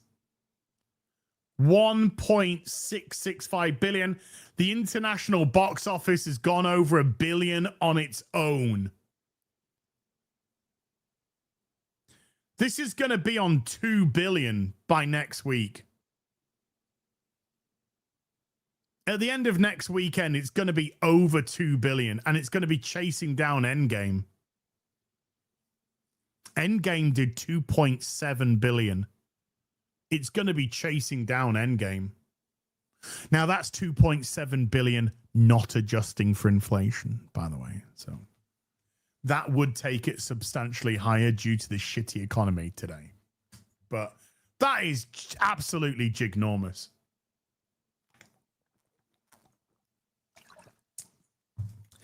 Absolutely ginormous. And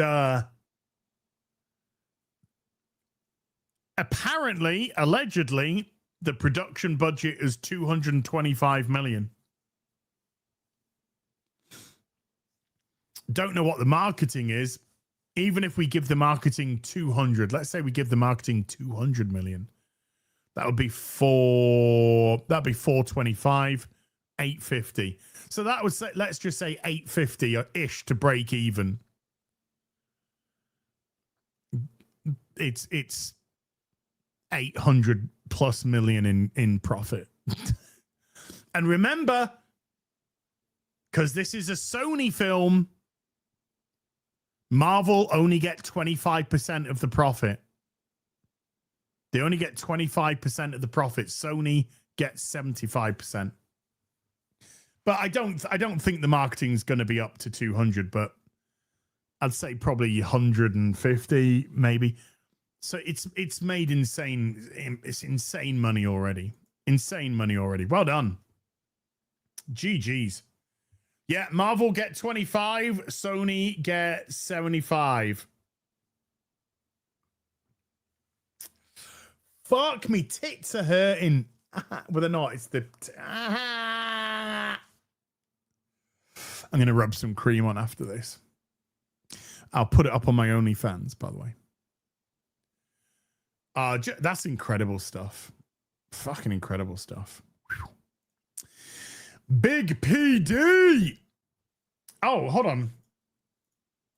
I'll do Big PD. The Odyssey has also updated domestically. It's holding very well. PD, I'll get back to you in a sec, dude.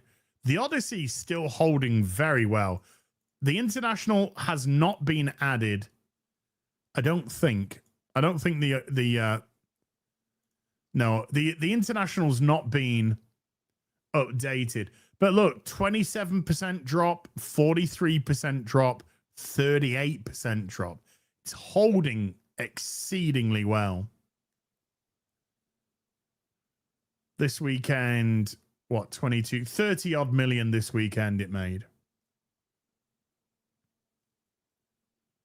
So it's doing great. It's doing great numbers.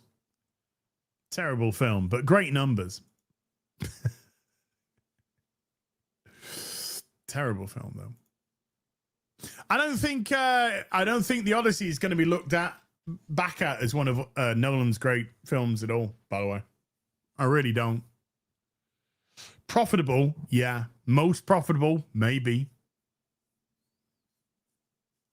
Probably not most profitable, but you loved what? You loved the Odyssey, Sandy.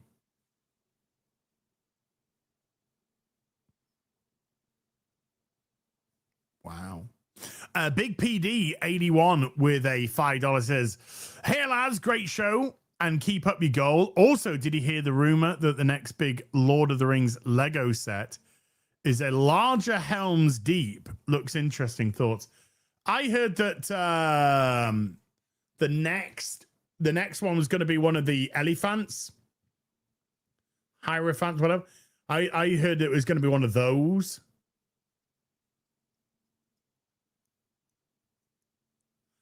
That's what I heard. Oh, Project Hail Mary. Oh, thank goodness. I thought we are going to have to lose Sandy for. I'm only joking, Sandy. If you like the Odyssey, guys, that's fine. That's your prerogative. I just thought it was pants. That's all. That's what I heard that was going to be the next one. I mean, I'll take both.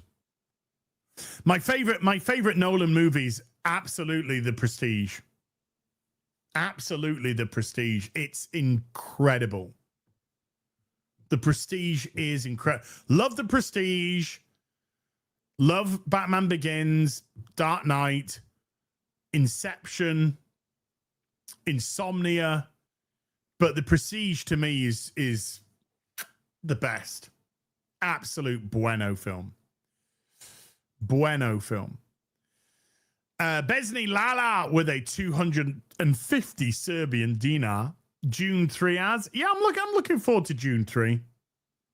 I think the trailers look decent. And it's, you know, they are made well. They've been. I really enjoyed the first one. The second one, not as much. But the first one was phenomenal. And the third one is looking interesting. I did get my X-Files Lego set this week, though. I haven't opened it yet. I got the X-Files Lego, which comes with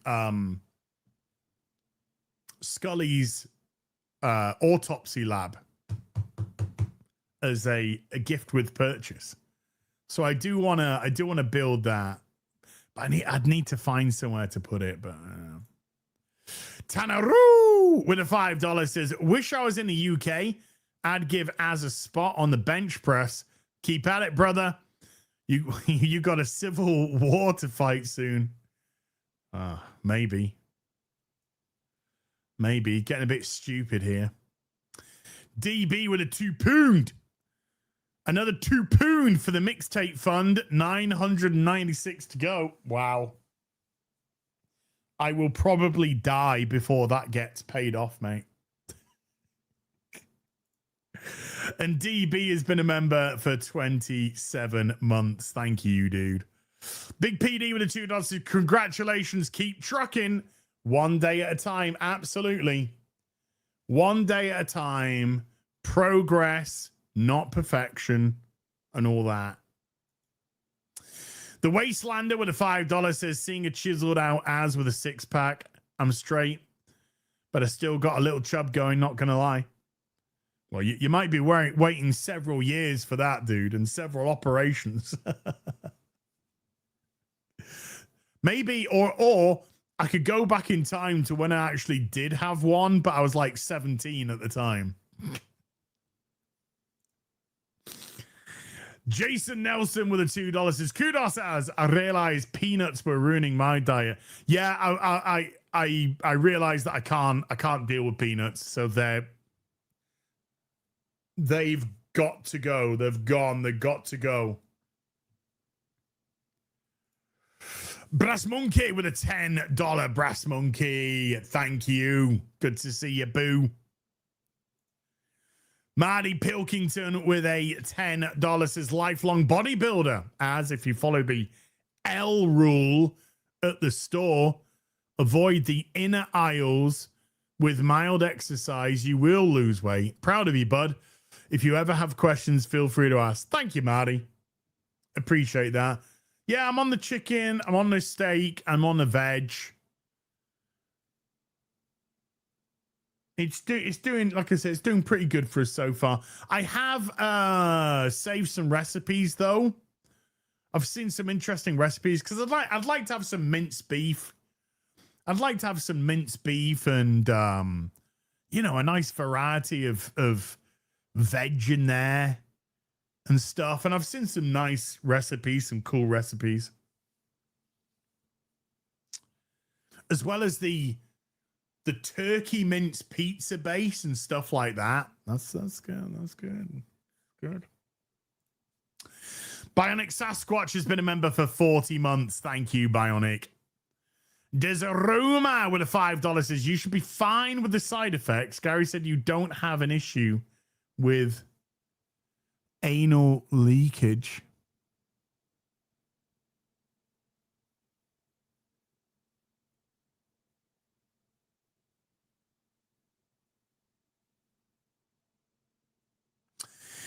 Also, what kind of creams are allowed? Preparation H. I'll Preparation H your mama's ass, mate. That's the only time any Preparation H is going to get used. Jay Price has been a member for 46 months. Thank you, Jay Price. Go for Broke with a $5 says, do you have a preference between the Xbox 360 and Xbox One controller, or just see no difference? I think the Xbox One controller is better than the 360 controller. Not by huge amounts, but I think it is just slightly better put together.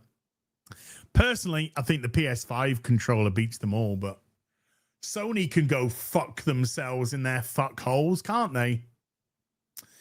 Marty Pilkington with another $5 says, I would have loved the Coyote versus Acme movie, but this era ruined it. The commie message, the girl bosses, the Cena, enough already.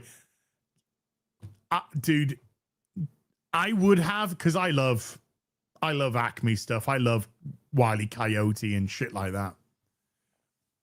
Cartoons are unbeaten. As soon as I saw John Cena, I was out. I was out.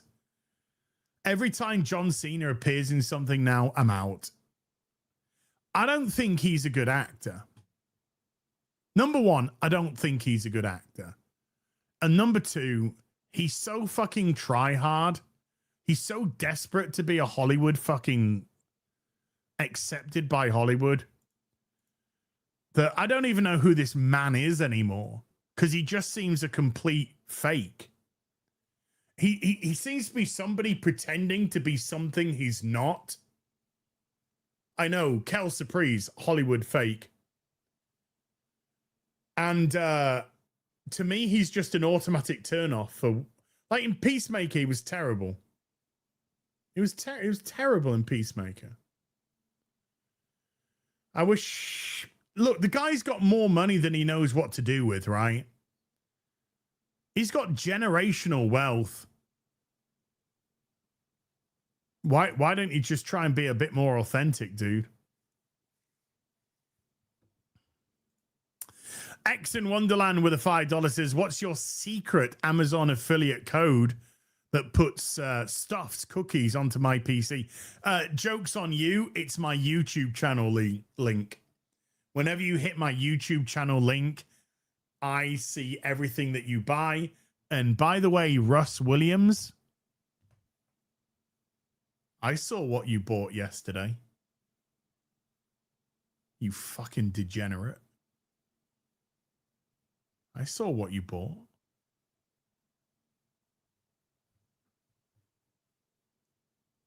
And yeah, you disgust me.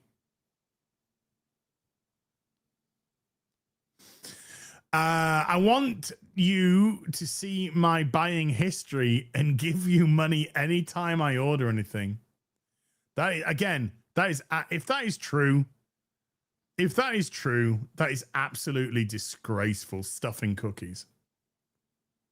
The only time that cookies should be stuffed is in my mouth when I'm pigging out.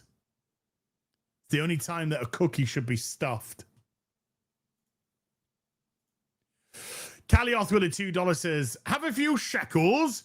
BioWare could be yours cheap. Don't want it. Don't fucking want it. It can burn. Galo Studios can burn. Bungie can burn. They can all fucking burn.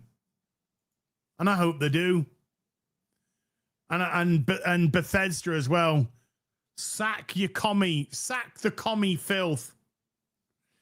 EA's got taken off the stock market. Yeah, boy.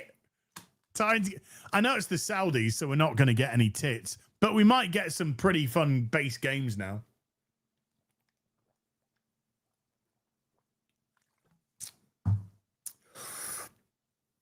Bezni Lala with a 250 Serbian dinar. As throw that thing scale out the window. You'll save on batteries. It's about how you feel.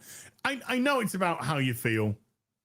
I get that. That's why I haven't gotten to the scales, because I just wanted to go through the process, and I can tell, like in these 87 days, I can tell that I've lost some weight.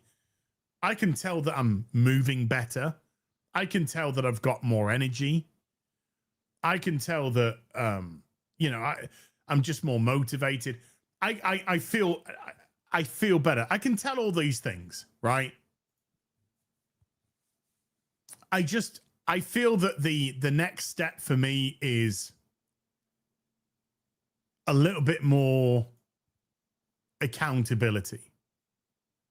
A little bit more accountability. I don't want to become a slave to it.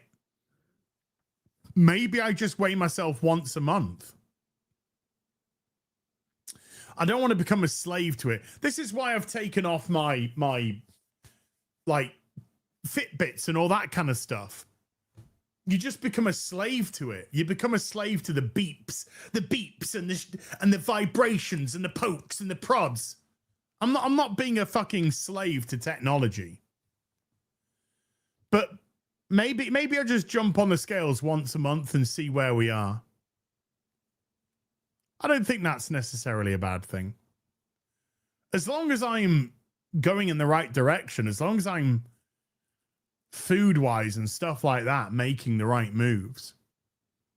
But I do want to see where I am, because I do ultimately want to pass where I got to. It's going to take a little while to get to, but I do want to pass where I got to. And then I need to keep going, because this is about learning from the mistakes that I made first time around. So what I'm doing now is I'm weighing in at once a month. There you go. Go for broke with a $5 says, have you done full day fasting for your journey? If not, would you consider adding it in the future? I've done a couple of days fasts here or there. Not really planned. Not something that I'm averse to. Maybe on a day off, maybe when I'm not hitting the gym, I do a 24-hour fast, maybe. Not something that I'm averse to. I would consider it. I would consider it. Fasting is good for you. It is good for you. If you say fasting's bad for you, dude, I can't help you. Fasting is a good thing. We were never, our bodies were never designed to be satiated with food. Breakfast is a construct. 3 meals a day is a construct. It's a modern construct.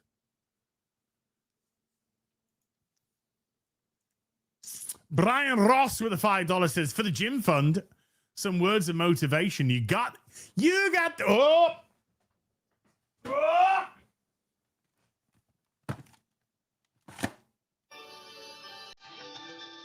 I've got it upside down.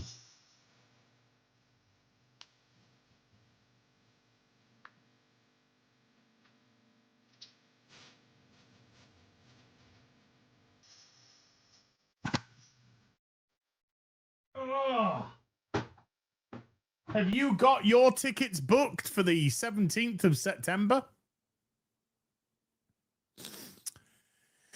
By the way, yesterday was the official 40-year anniversary of Transformers the movie. The Transformers the movie. 8th of the 8th, 1986 is when The Transformers the movie released in US cinemas. Didn't release in the UK until December 86.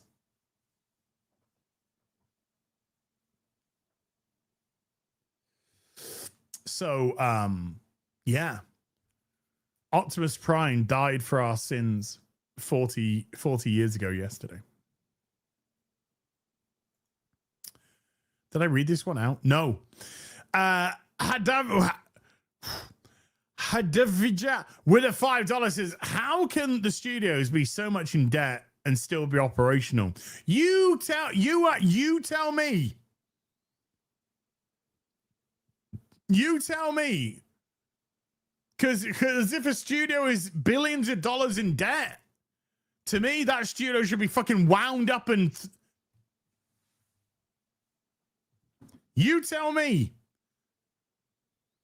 While at the same time putting out trash nobody watches. You tell me. I wish I knew. I wish I knew, because I don't fucking understand how. I don't understand how a studio could be tens of billions in debt and still operational. Still, if this was a football club, it would be shut down. They would not allow you. You cannot operate at a loss in football. They'll shut your fucking club down. But in business, oh no, fine.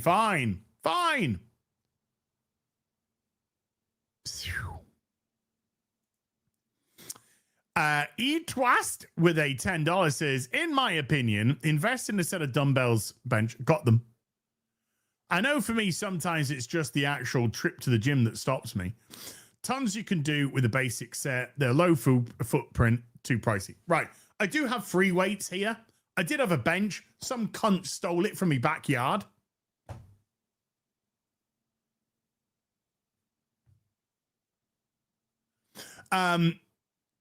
The point of the gym is as well, the gym has more machines. There are plenty of things that you could do with a dumbbell. But if I just do stuff with dumbbells at home, then I'm still at home. And one of the reasons for going to the gym is to motivate myself to get out the house. Get out the house, go somewhere, do something in a more social environment. So it's about a process. It's about getting out of the front door, not being stuck at home, getting into a place where there's plenty of people, and getting that kind of having that experience.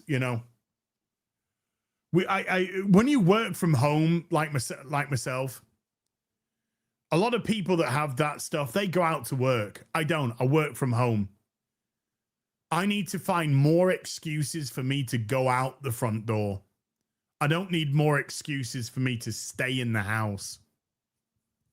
So the gym acts as a good motivating factor for me to leave. Going to the cinema gives me a good excuse to leave the house, Going out for a little walk, excuse to leave the house.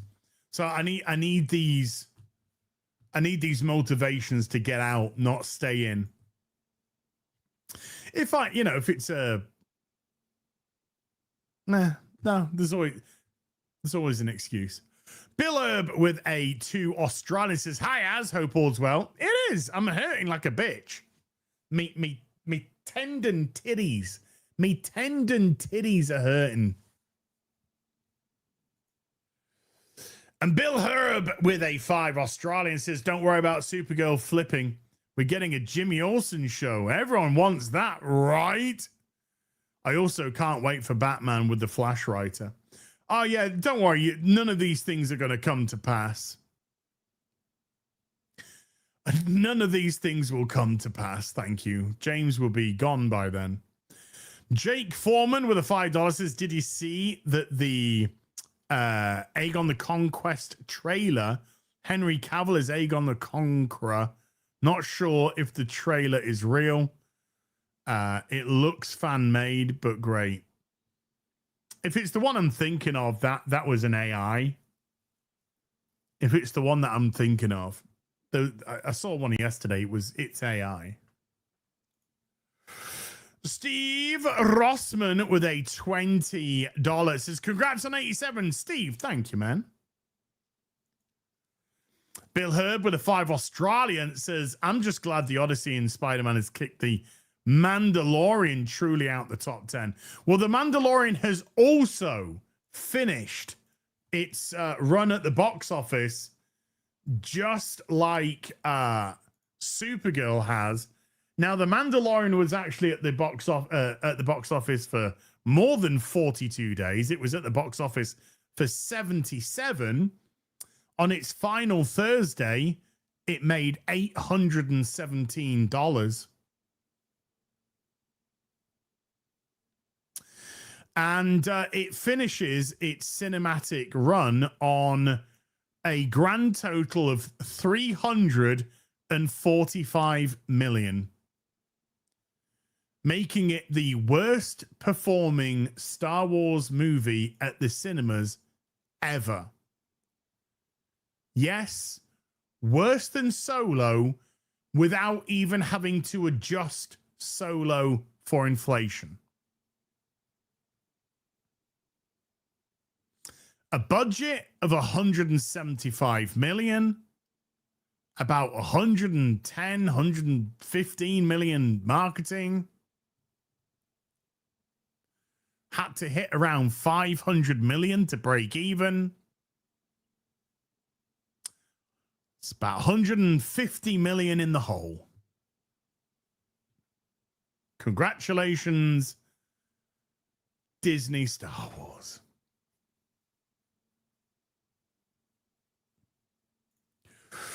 Helena Bottom Farter with a $2. Or Helena, really, not Helena. It's Helena, isn't it? Mike Who Cheese Harry Alpha Kenny Body. Mike Who Cheese Harry Alpha Kenny Body. I'm trying to get it to make Mike Who Cheese Harry Alpha Kenny Body.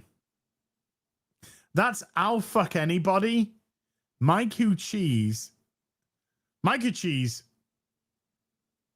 Mike Who Cheese Harry Alpha Kenny Body. I can't quite get it. Can't quite get.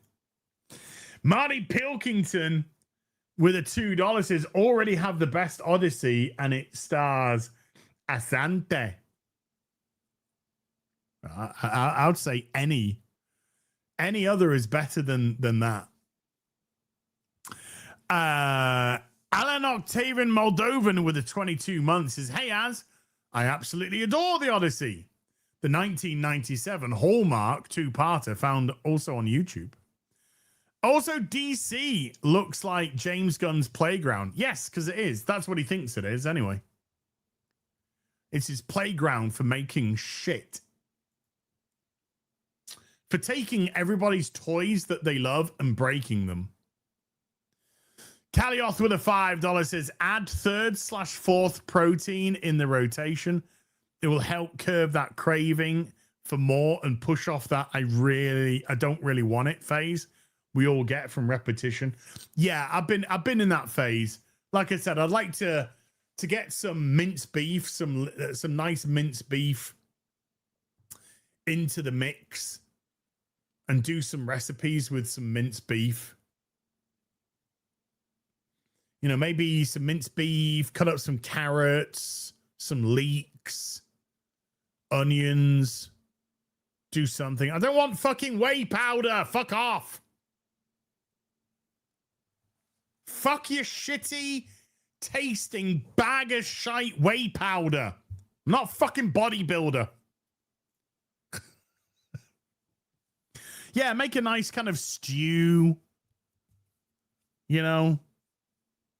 Colin Walker with the $2 says $995 to go.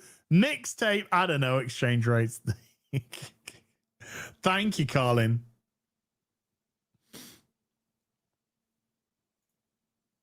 Shut up. Scooter BCT has been a member for 30 months. Thank you. And Jaded Fett with a 34-month. Good on you for keeping on the journey. I have to get back on it myself. Matu Bezos, do fasting days when you feel you might be struggling with food. Really helps recenter the mindset. Cheers, mate. Yeah, it's good. It's good. It's a good idea. It's a good idea. If I'm feeling the urge. I'm feeling the urge. Eat West with a $5 is fair play on getting out more. If you truly want to burn calories, invest in the Supergirl popcorn bucket. Your arm will be shredded. I mean, they're pretty fucking shredded right now. Boobs. Yeah, I hear you, boo. All I need is that bit of KY. Bit of Vaseline. Cool Manchu with a $5 says, what are your thoughts on the future sequels, prequels, and reboots of the Spaceball franchise? I've no thoughts. I have no thoughts. I am absolutely positive that this upcoming Spaceballs movie is going to be absolute shite.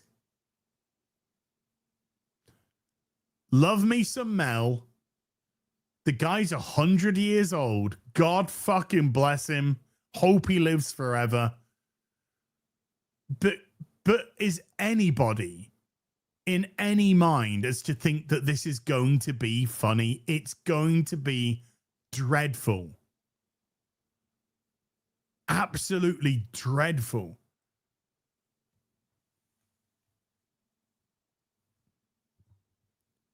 It's 40 years past its sell-by date. Nobody cares about Star Wars, let alone a parody of the fucking brand. So as much as Mel Brooks, love you, sir, you've created some of the greatest comedies of all time. We all know this ain't it. Let's not fool ourselves, you know. It's like The Naked Gun, the reboot of The Naked Gun with Liam Neeson, not Leslie Nielsen, with Liam Nielsen, right? Was it funnier than I thought it was going to be? Yes. Was it a patch? A fucking patch on The Naked Gun with Leslie Nielsen? No. No. Not even in the same fucking planet. Liam Neeson. I'm saying Liam Neeson, for fuck's sake. I'll get it right sometime. It was funnier than I thought it was going to be, but not a patch on the originals. Nowhere close. Nowhere fucking close. Spaceballs is going to be the same. I might chuckle a couple of times, but is it going to be a patch? No. Ex-Gropo with a 60 months says, hell, as 60 months, that's 5 fucking years. Good luck on the weight loss. Thank you, dude.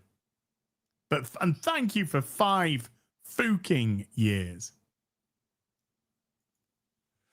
Charlie Brown is a winner with a $5. Says, I'm going to start losing a lot of weight starting Saturday. It will be from all the pacing and getting sick during Everton games this season. Hey, dude, we're first up. First up, Everton versus Crystal Palace. I've got my new kit. I've got my new kit for this season for Palace.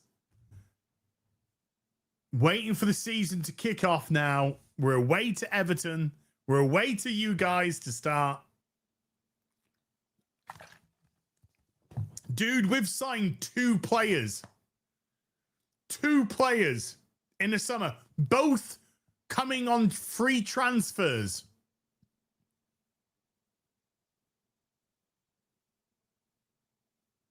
I'm really nervous about Palace this season. I'm really nervous about... Let's put you in timeout. Oh, okay. Undo that. I did. Undo that one. I booted him from the fucking thing. Let's go. There you go. Unhide. Yeah, let's unhide them.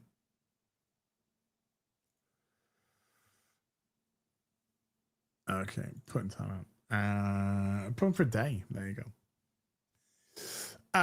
So yeah, I'm pretty fucking nervous about Palace this season. I don't think we've got the depth. I don't think we've got the depth, and with having European football as well, we are going to be so stretched. So stretched. So yeah, I'm actually legitimately nervous. Like last season, I thought it was the season where we pushed on to the top half of the table. It turns out it wasn't. And it got a little bit squeaky bum. And I think we've got a weaker squad this year than last year, so... Aquel Happy with a 6 shekels says, did you see the new Infidels trailer? I've no idea what you're talking about. Infidels? Do I care? What's Infidels got? Infidels?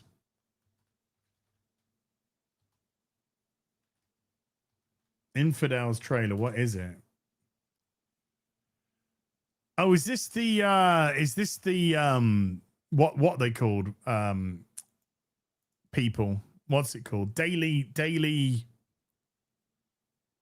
what they called? Daily what? Daily not daily. What are they called? What are they called? The Daily something. Daily Wire. Yeah, I don't give a fuck about the Daily Wire. I don't give a shit. I don't give a fuck about the Daily Wire. They don't give a shit about pop culture. It's always just a reaction. They just want to make a reaction. Hollywood kicks out something, they'll make a film with somebody. It's not, you know, it's never done on the right fucking reasons. So I've never abided the Daily Wire. I don't give a shit about the Daily Wire. I don't give a fuck about the Infidels. I don't give a fuck about Jonathan Major. Okay. Nothing against you. I just don't give a fuck. No, you don't want to be reactionary. You can't go, because no, you see, it's right. They're doing one side's doing this, so we're gonna do that because it's our side. They don't give a fuck. It's just fucking pissing in the wind. So I don't fucking give 2 shits. They're not serious. They're not fucking serious people about it. Oh, you're invading. The woke has invaded gaming. Well, we're gonna fucking speak out against the woke invading gaming. By the way, we think that gaming's stupid and that you should all just sit down and fucking read your Bible from start to finish and smoke a pipe and fucking shut up. Stick to what you do best. Fucking killing yourself inside, talking around politics.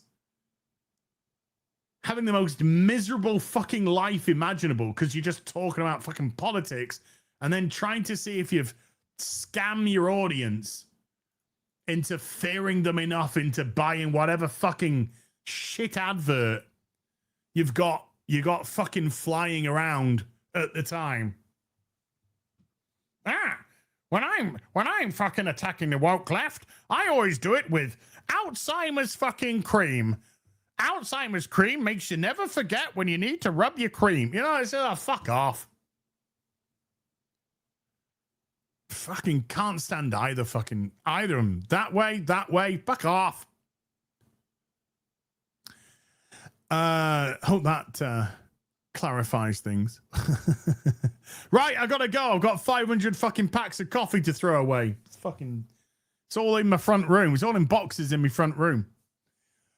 So right, I'm gonna be back in just over an hour with Sunday Fun Day. And we haven't decided what we're going to play yet. It's just me, Cara, and Mr. Porkchop. He's back from holiday, but we haven't decided.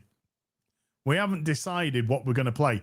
So I'll be back in just over an hour with something.